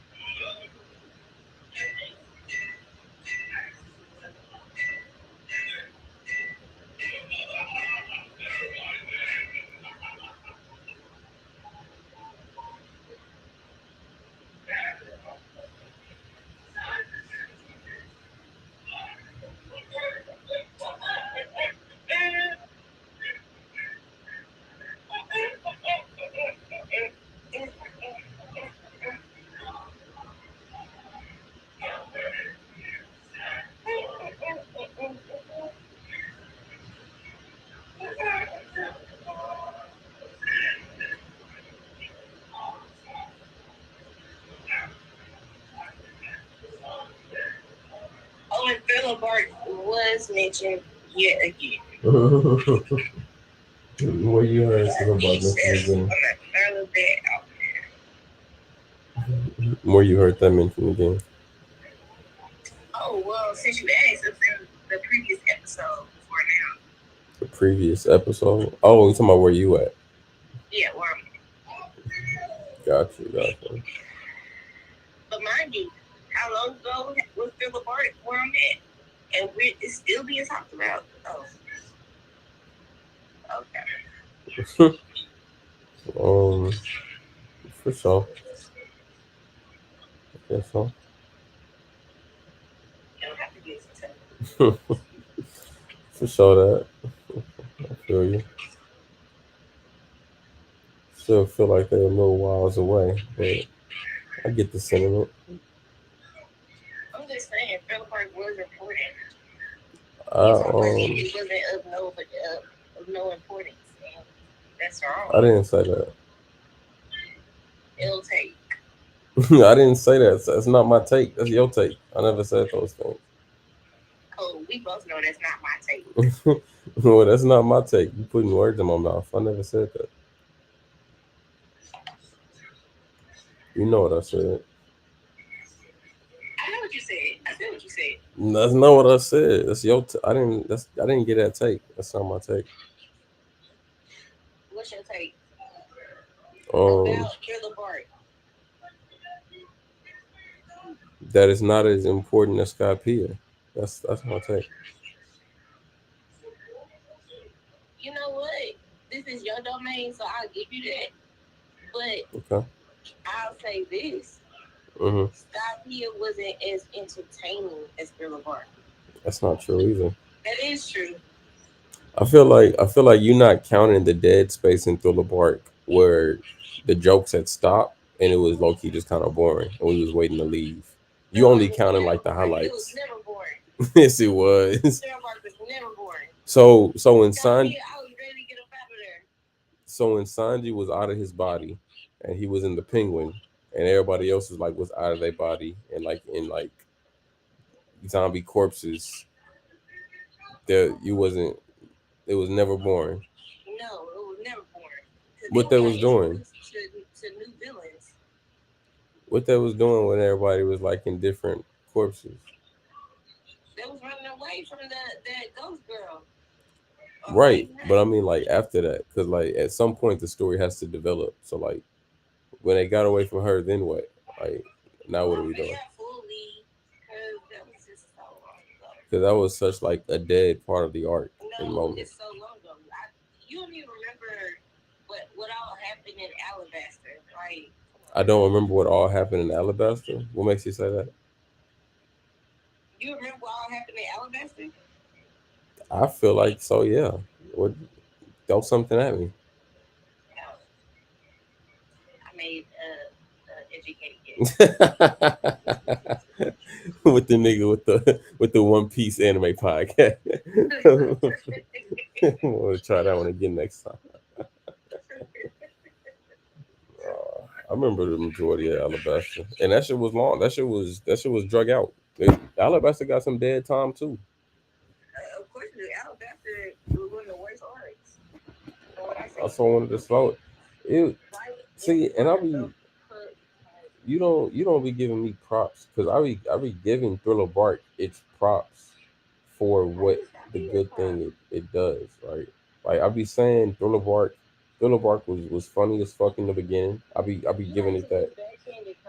It's not a backhanded. You don't give Skypea any compliments ever. Yes, I do. How is me calling Thriller Bark funny a backhanded compliment? Because I always give it that grace. It was funny. It wasn't important. It was funny, but it was the worst art. It was funny, but I think Punk has it worse than Thriller Bark. It was funny, but it really wasn't needed. No, I ain't never said that. See, that's what I'm saying. Because I be giving Thriller Bark dope props all the time. I be giving them great important props. I be saying it was funny. I'll be saying it had a great fight with Zoro and his great grandfather or whatever the fuck, the samurai. I'll be saying it gave us the introduction to Brook. Fuck with it for that, love that. And I'll be saying the shit with Kuma and Zoro was dope as fuck. And I give it the props of like you said, we met Lola and whatever. I give it all those props anytime I talk about Phillip Bart. You don't never name those many good assets about Scott Pippen. Not ever. Because you don't know that many. You be giving up on the show. I'm watching it right now. After you've given up on it multiple times. I'm talking about Scott Pippen. I never gave up on What would you call it? I put it to the side. I put a pin in it. For how long? I didn't have a certain time frame. How long do you think it's been? I didn't think one piece and say, you know what, fuck this. I'm never gonna watch another episode of Damn. Right. Because I knew, whether we communicated or not, I wanted to know how it ended. I think if we never talked again, you never would have finished One Piece. They'll tell you that's not true. Why? Now, I don't know if I was going to watch it. That's what I just said.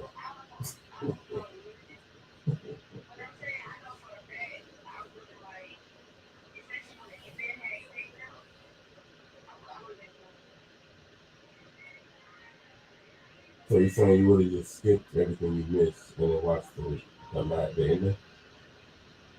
That's one of the possibilities. I don't consider that what we've been talking about the last 2 days. That's not watching the show. That's just coming back when the finale comes out.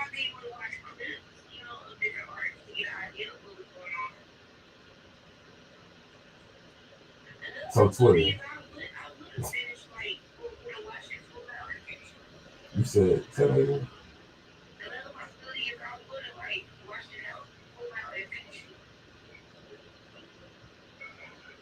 I don't believe that. Oh yeah, it's a lot of possibilities for the Lord.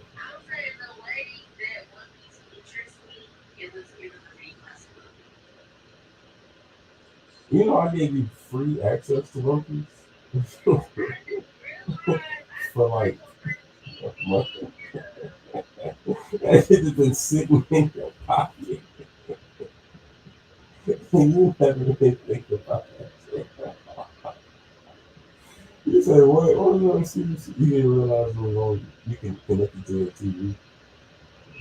You know, funny. You know, funny. Okay. And you would have hit me up to talk about it, or no?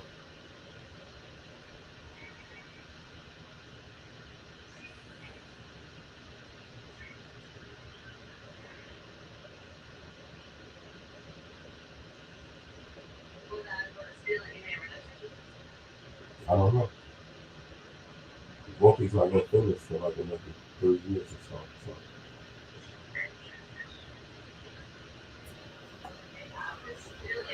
Either way.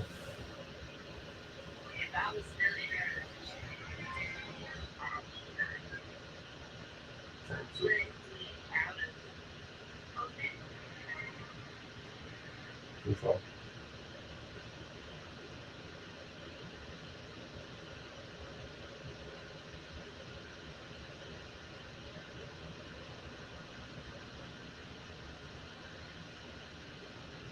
Do you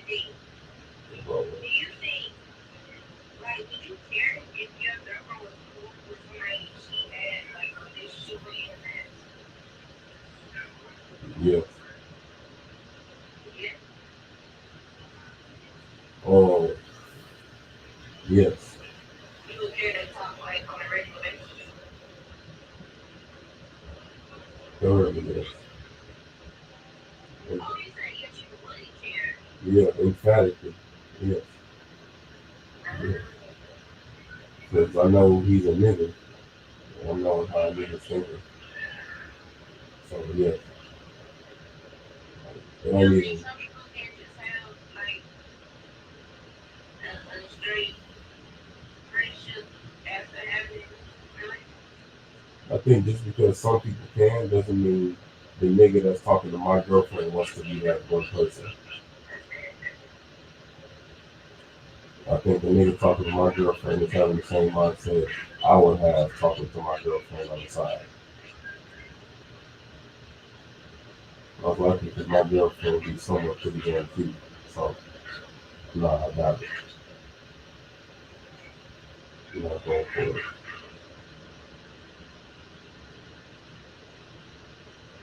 Don't let that nigga, be talking about me whenever I fuck up. No, fuck no.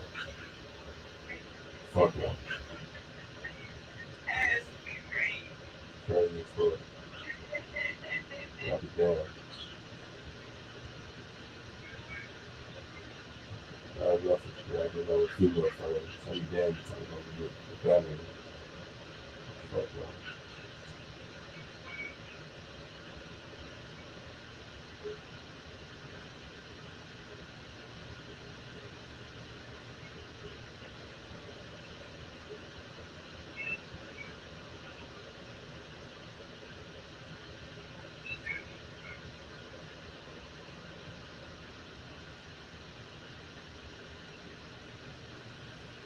Did your boyfriend talk to his ex? It's fun. Why not? Why not?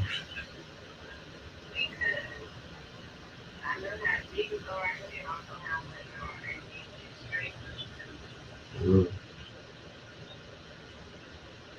You never answered that question earlier when I was like, would you be cool if your nigga needed to consult with his ex before marrying you?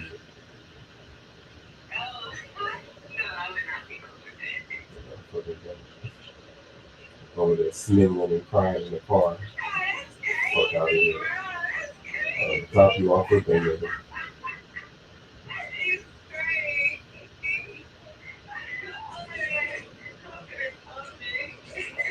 Fucking crazy. I'll be damned. Facts. You're not riding with. I'm not taking you over there to do that silly shit. You're not coming with me after. I'm not buying you a ring after that. We're not doing that after.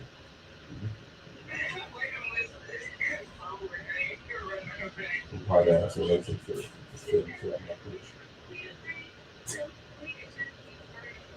Fuck was y'all doing before? Fuck out of here.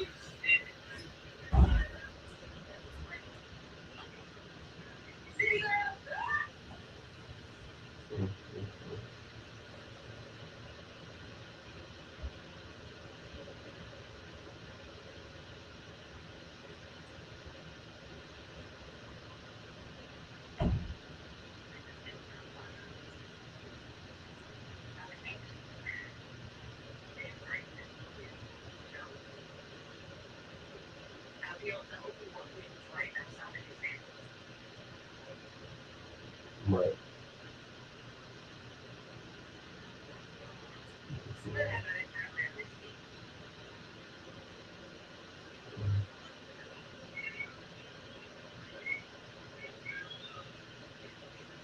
How many women friends you think you gonna have?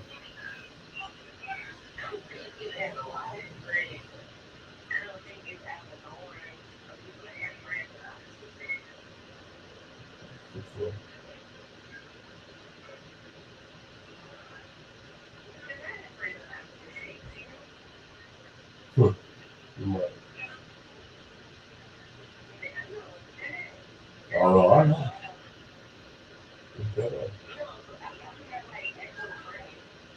Me too. Damn.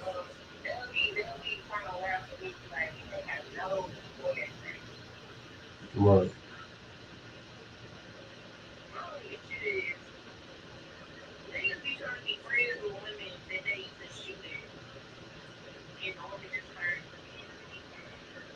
Mm-hmm. Is that an issue? I'm saying would that be a bigger issue than a nigga being friends with somebody he used to fuck?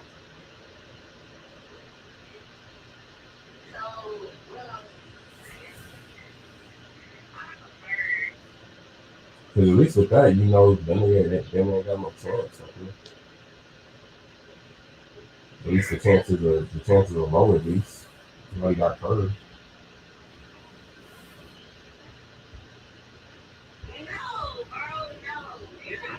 Oh, wow.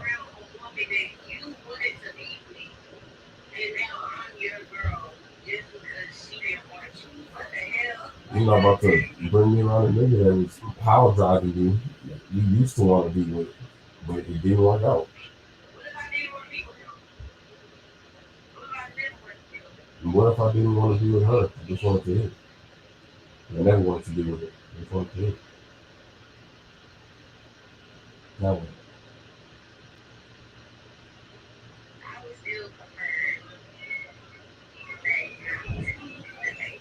What you gonna bring me around a nigga that choose? Clapping? I think not. Sorry, there's no way in hell I would ever put the person that I never touched situation at a higher level or more disrespectful than the person you've already been fucking. And to be talking in a friendly manner consistently with a nigga that you used to fuck while dating me, yes. Like if he ain't never touched that girl, I mean, like I guess.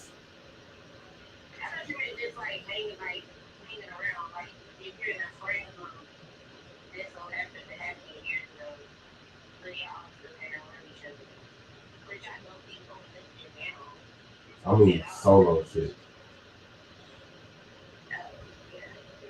Wow. Wow as fuck.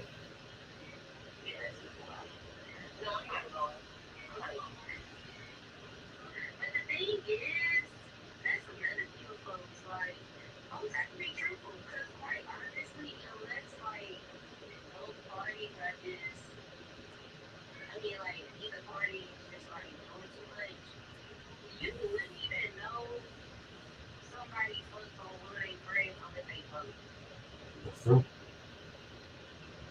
Yeah, that's true.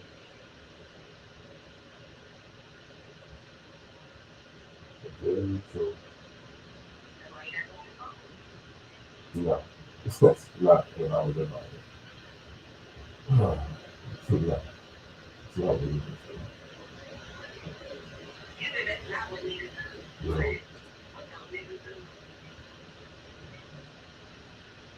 That's not the move. That's not advice. That sounds like this more toxic relationship shit. Going through your partner's phone without their knowledge, fuck yeah, super toxic.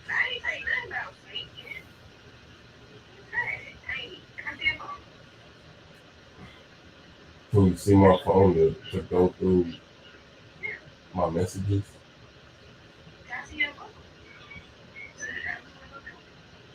I just want to go through. What you looking for? That's not what I said. I'm just asking what you're looking for before I give it to you. Like, what makes you like, just want to look through my phone? What's in it?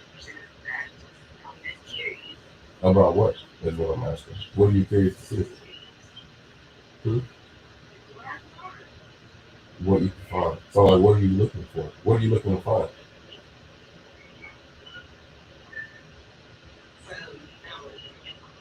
You can get the phone. I'm waiting on you to answer these questions on, like, why you need the phone.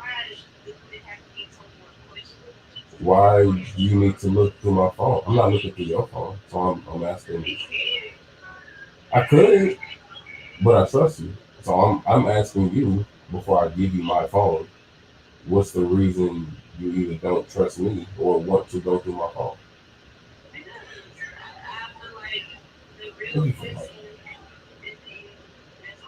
The real person is in the phone, not the one that's talking to you every day. That's not the real person. To see if I'm cheating? Sure. So you don't trust me?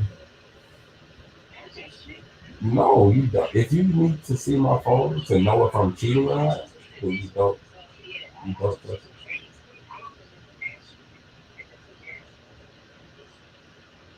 So, like, how many times until it's like egregious? Like, how many times you gonna look through my phone and not find nothing until like enough is enough? Because eventually I'm gonna start taking offense.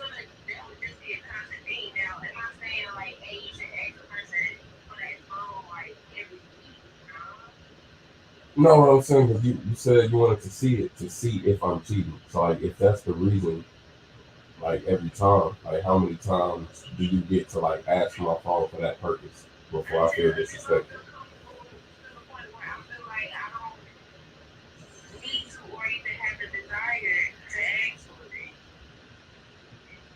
So me feeling disrespected isn't like a factor. It's just until you feel comfortable.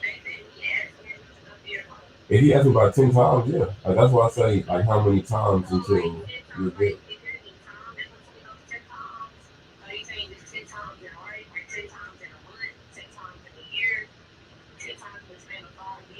Honestly, you can decide the time.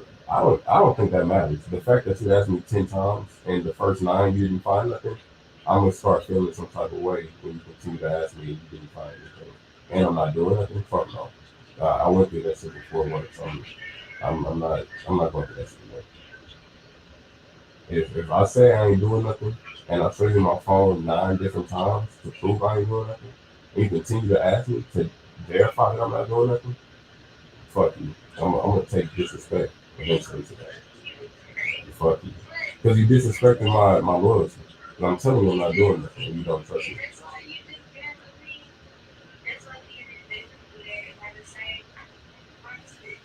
That's why it's better to date people that trust you. Because if I'm showing you my phone 9 times, face, and you haven't seen nothing 9 times, you don't need to keep asking me.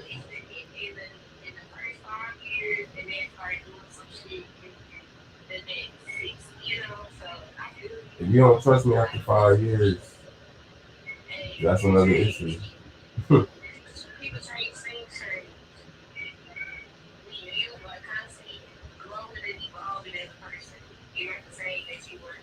So how many times can I ask you for your phone because I think you cheating before you feel annoyed or disrespected?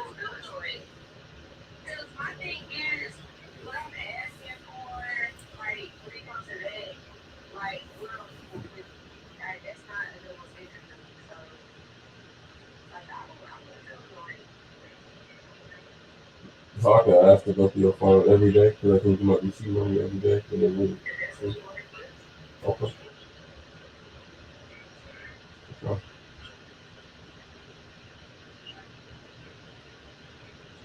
Yeah.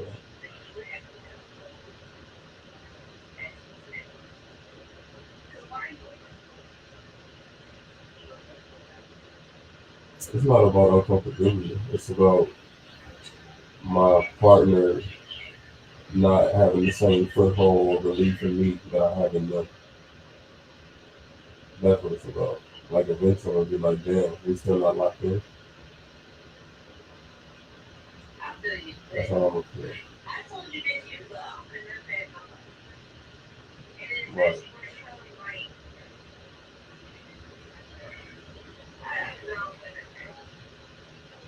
That's right.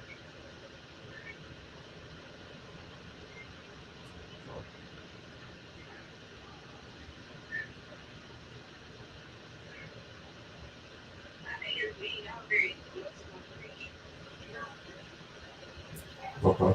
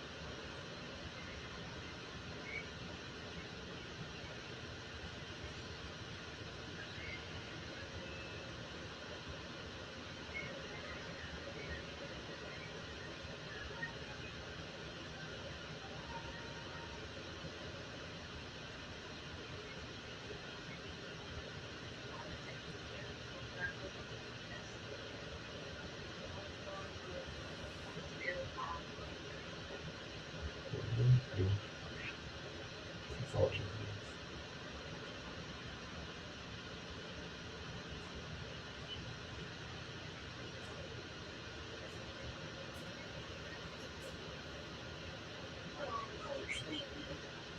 I'm just looking at Twitter.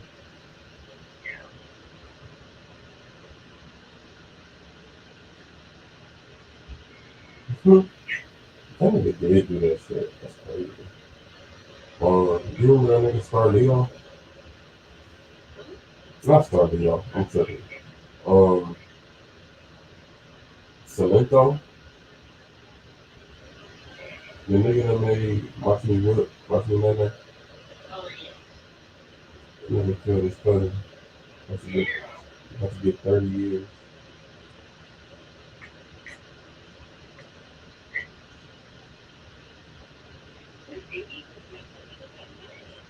Look, now I'm just looking at this video of this nigga. I remember this commercial too. And it's fucking SpongeBob commercial from like 2022, dancing with SpongeBob.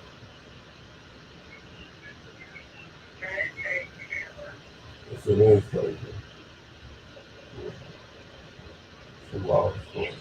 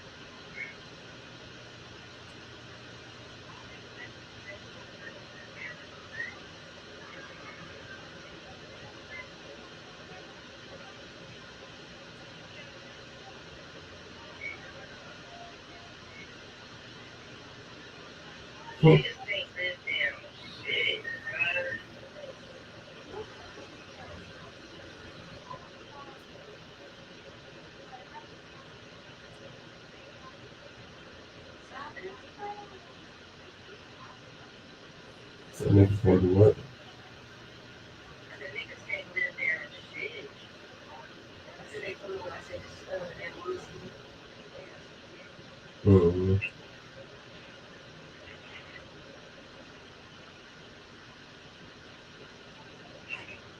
Good name, good nigga.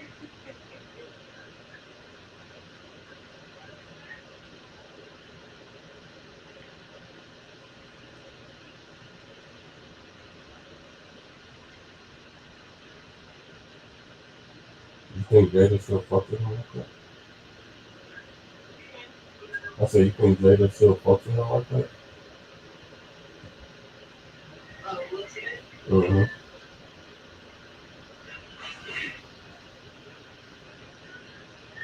Probably not. I have no idea. Mm-hmm. I just know that married shit is hard. Yeah, that's true. Very true.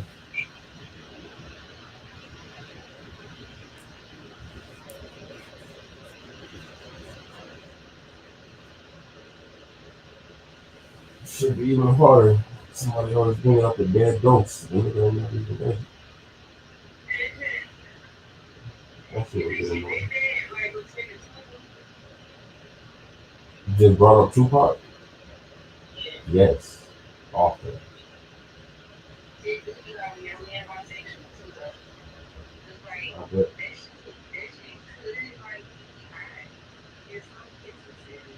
Yeah.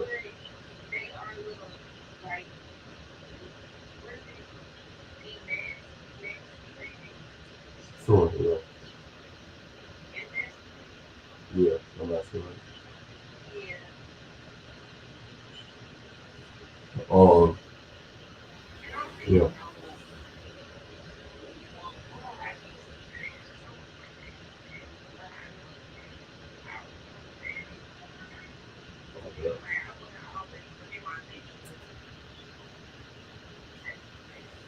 I would think so. It is kind of wild.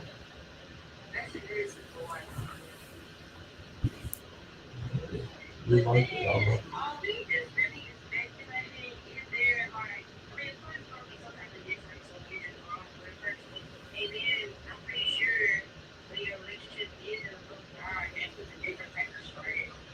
But it's like, these are two people who know each other very well throughout the years. So, Okay. like, whatever weird, the subject are just now finding out, Mm-hmm. or like trying to put two and two together, they either knew about each other or, Sure. you know, they know the real stuff. Like, they know what really goes down. So, I don't know. Like, does she feel differently towards him now as opposed to, like, Definitely. yeah, definitely. But I think honestly, because like you either grow more in love with your person, or you grow out of I agree. I feel like the way she handled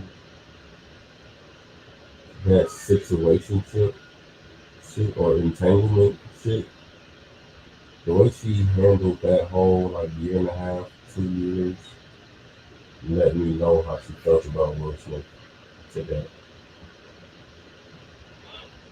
Because she was very, very, very opportunistic about that whole situation. And she didn't give any fucks about how it made Will Smith look at all. Facts. Forcing, like, it's like she, I don't know, what's the word? Like, she was maximizing it to the fullest. I believe he did. I believe because I think Will is a good guy. I think Will still is in love with her. I think Will definitely ready to go there. But that doesn't mean just because somebody gives you that you take advantage of the situation. I think Will is a solid dude that loves the mother of his child and wants her to win in life the way that he's won in life. But the way wants him to win in life the way she's won in life.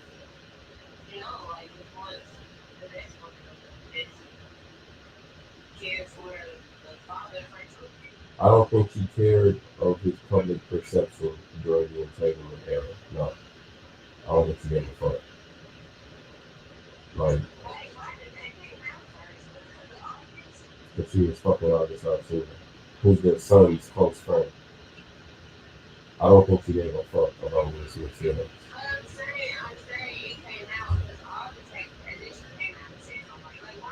Yes. August Alsina had an album dropping soon and he brought it up. Which is kind of messy, but whatever. He's light skinned and I think he's gay now too. So, but I guess that's just a messy thing to do. Yeah, that's pretty good. But, yeah. I think he's for sure about it. I think he's for sure done by things. For sure. But watching her, that was crazy. Even when Will Smith slapped Chris Rock, like in her honor, to defend her reaction to that was terrible. Like it was like, damn, we even like this nigga? Like, fuck. Like, it was like she was annoyed by any and everything he did. Talking about some, I wish you would have done this. Damn, bitch. Oh my gosh. Make you happy for shit.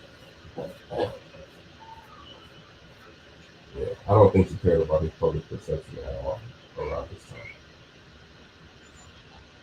time. I mean, she never did Tupac like that.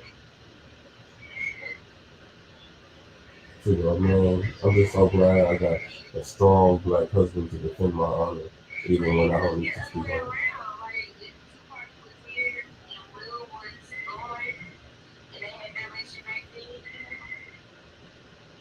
I know what. Like she was even talking about Will Smith to Tupac. Fuck no. You wanna know the only reason I say no? Because before they started dating, David said multiple times that Will Smith wasn't her type. So ain't no reason for her to bring Will Smith up to Tupac if she dating him. That's her type. What she gonna bring him up for?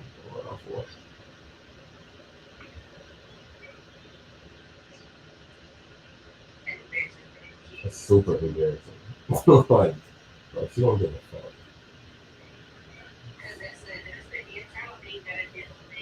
All the time.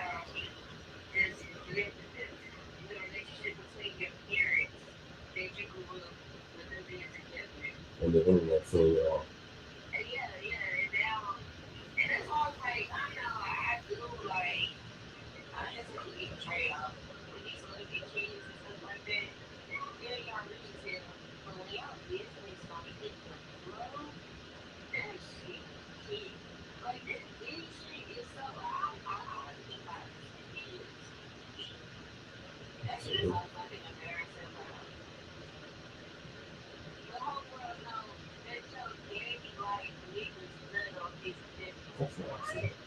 What a sentence. That's just crazy. That's insane. That's an insane sentence.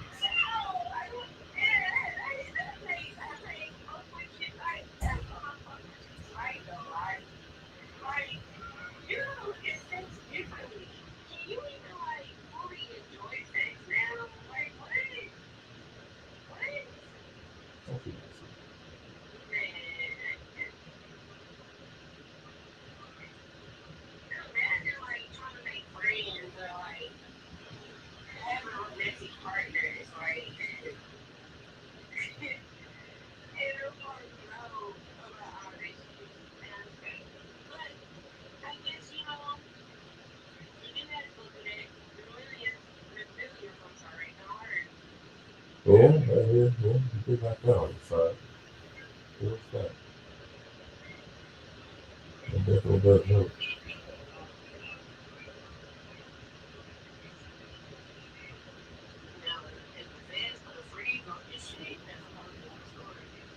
You don't really want to see this. So,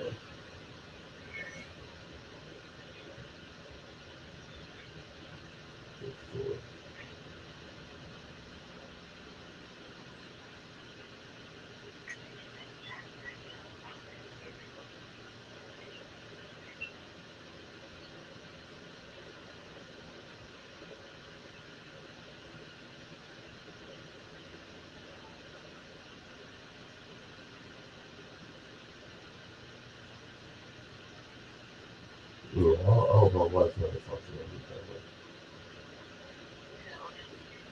So I hope my future wife never talks about me the way that Dennis talked about her.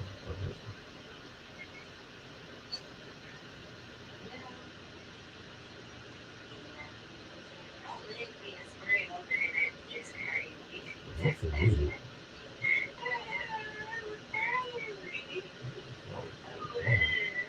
Oh, just for everybody?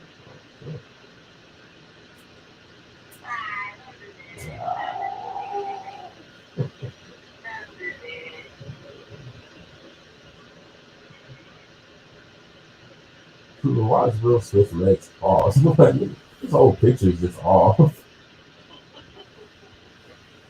It's a terrible picture altogether.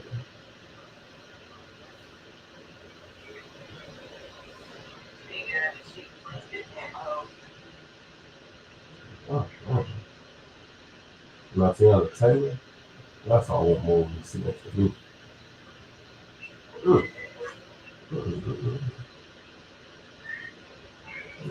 The woman's legs crossed. Here we go.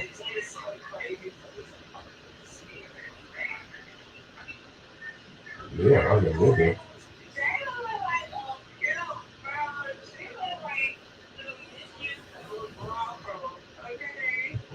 Will Smith is like a picture of his phone. Facts. Nigga smiling and shit. Cheesing ass nigga. She ain't smiling. That nigga loves her. Like to a fault.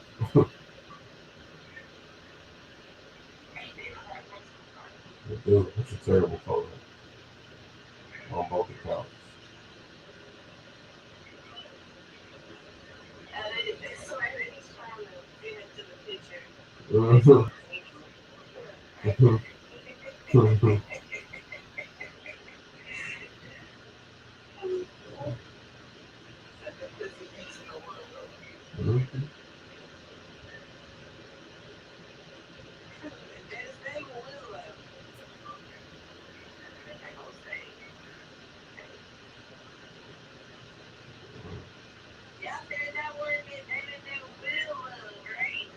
Not no more. Not no more. That was before the artist auction application.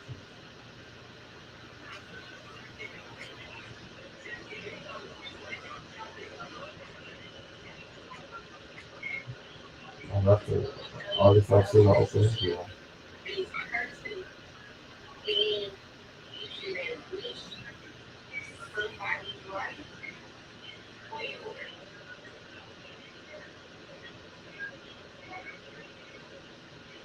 So,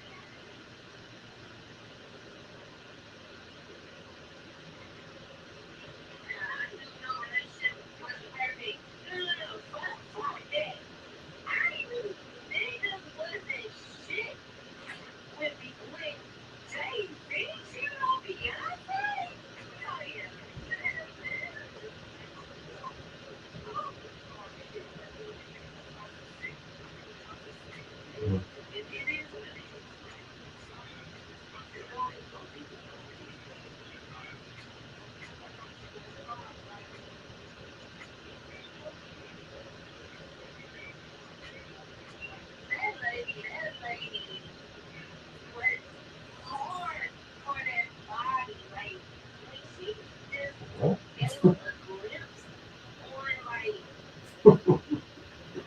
how she struggled with like keeping up with her body. Doesn't every woman? Doesn't every woman? No. Does every woman have a body of Beyonce? Does every woman struggle to keep up with their body, like in the industry? Yeah, sure. But no, Beyonce is on a different level because these girls be out here keep their body done and stuff like that. Beyonce actually works for us. And I remember it was a clip. She finally was able to fit into like this old outfit from like years ago. She FaceTimed Jay-Z.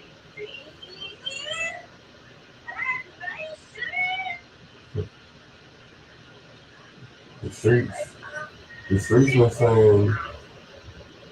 saying Beyonce got a mini BBL baby. You know what I mean?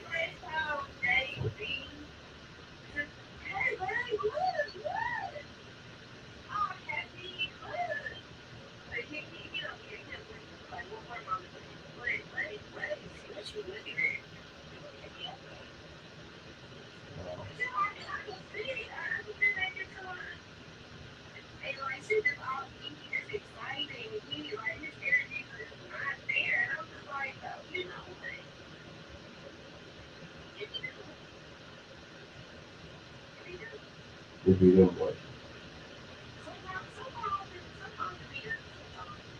It'd be y'all that what? I don't know what you're talking about.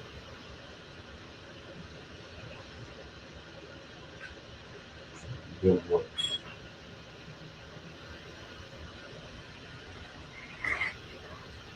You haven't said anything yet. Just it'd be them. It'd be them that what?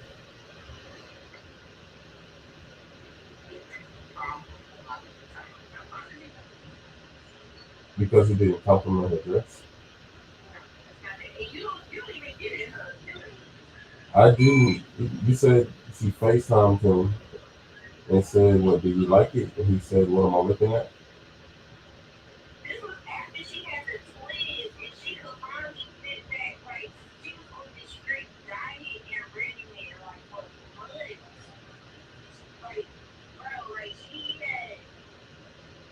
was going through a lot physically and stuff like that.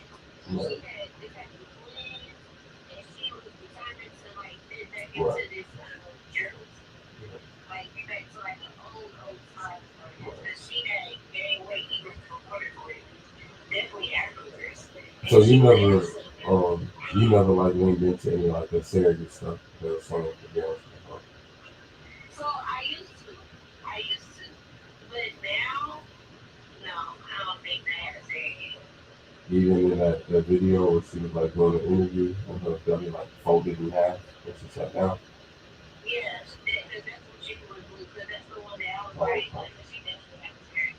I know that's what video was talking about. That's the one that they believed it. So Blue was a surrogate, but the twins was it? No, Blue was not a surrogate. Oh, none of them was a surrogate. No, if she did do a surrogate, I think it would be with the twins. They're definitely not Blue.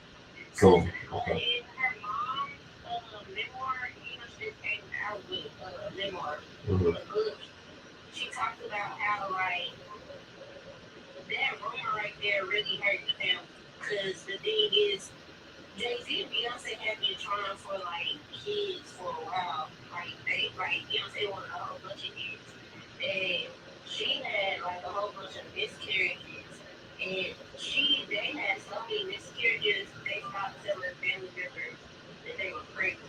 And so it was like, that was just very hurtful because Beyonce took pride in like all the women. So being able to carry, you know, just that journey of women and wanting to care, you know, like wanting that experience and then getting a chance to have that experience, that being such like a beautiful thing, and people that said it's very talk about how she had a surrogate, you know. So like today, what do you think happened in that video? Since you like switched sides. I think it was the fabric of the cloth. I think it was a very loose fitting dress, and I think when she said, I think when she was standing, you know how like things can like take shape of like your body, but it's still kind of like hanging off of you. And the thing when we sit down is like a little more tighter. So I think, or not tighter, but like the fabric. I'm not even like the fabric when you like you sit down, like the fabric. Basically, I felt like the fabric folded when she sat down. Like that wasn't her actual stomach that was there. If that makes sense. Oh, that makes sense. Okay. I mean, personally, I never thought it was a stomach at all. I thought it was like one of them baby bump things you put on. But I feel you. It's all.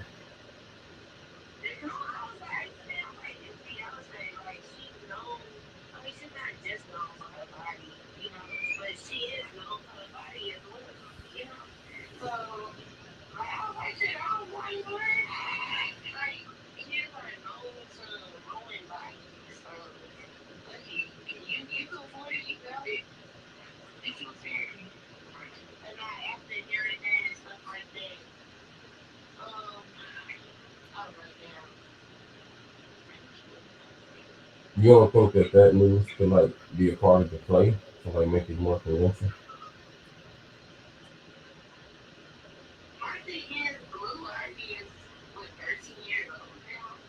Yeah. That I did everything natural. That's the play.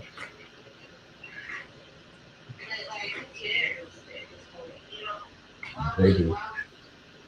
People do.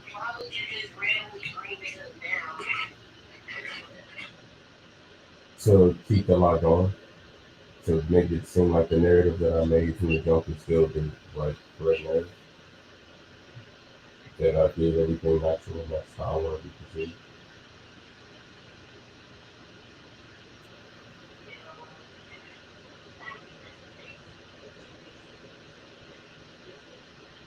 Fair enough.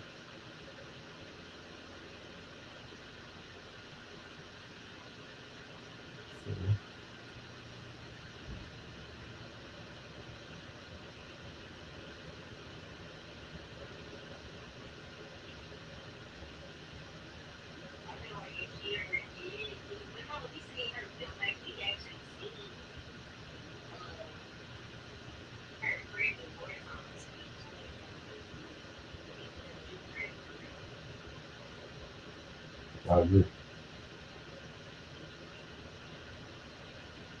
Like all the time. Yeah. That's the only time I thought it was a serious.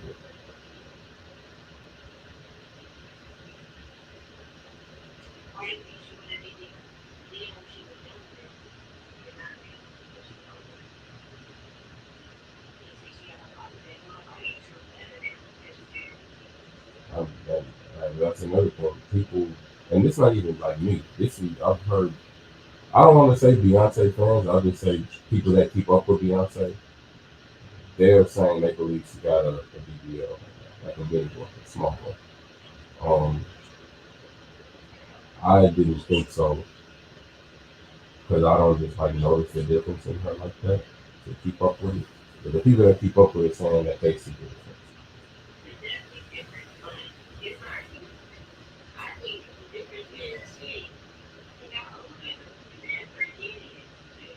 So usually with most average people, that makes their body kind of like deplete or diminish a bit, not improve.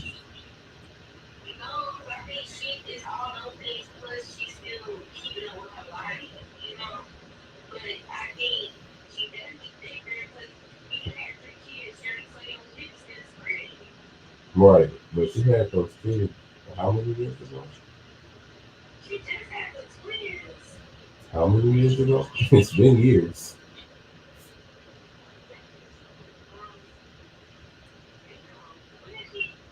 minutes. Nah, it's been a little minute. She just don't be showing them that often.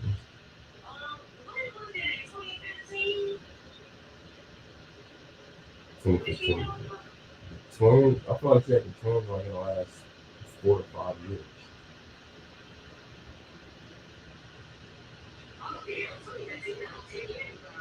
Yeah, that's probably around like Blue Ivy.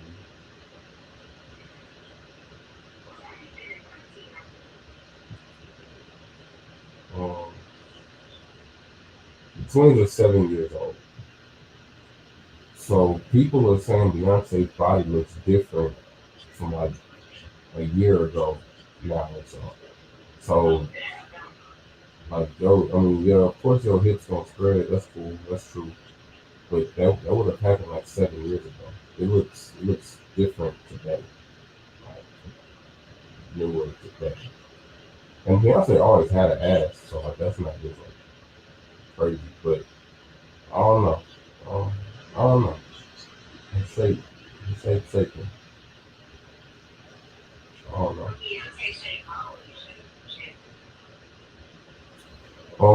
Yeah, that's true too. But they're just saying like it's more bodacious now, which is strange since pregnancy was 7 years ago. You would think that it would be more bodacious like 6 years ago, 5 years ago, not this far removed from pregnancy. No.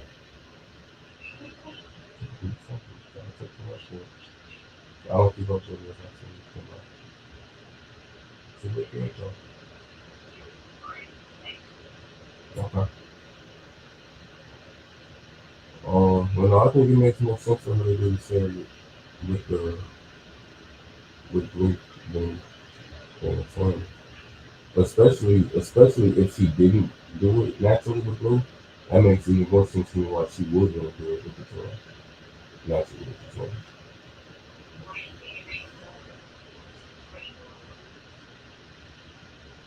Because, like you said, she was younger, and her body is like a staple for her, and you might not be ready to lose that shape that early in your career. And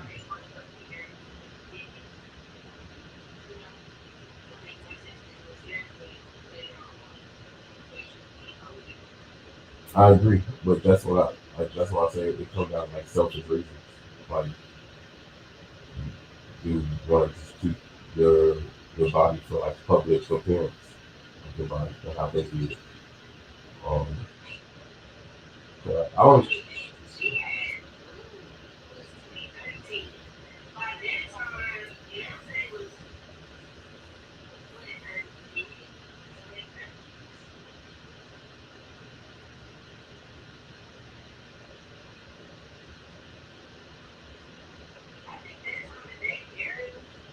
She was 30. Just hit that number. Yeah, just hit 30. Yeah, you're not trying to move away too quick.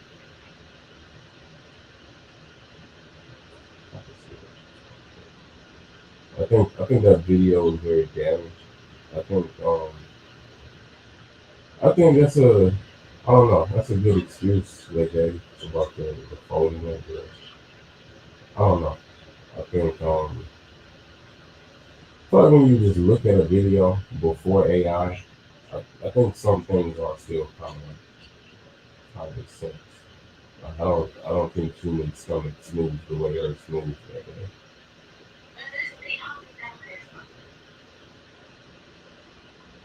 I don't think the dress or the cloth and the material of what she was wearing that day was that thick to fold and be represented to look like her stomach. I think that was something under the dress.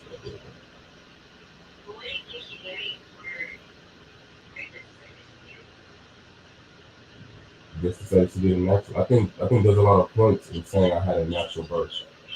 I think there's a certain narrative you push with that. I think there's benefit to that. Plus, I think that around that time, and this is, you can read into this how you want to read into it, but around that time, her and Jay-Z and Kanye West and Kim Kardashian were a lot closer. And that was also around the time that one of them had a surgery. Kim had a surgery. So I feel like that was definitely talked about with them for at some point. Seriously and things.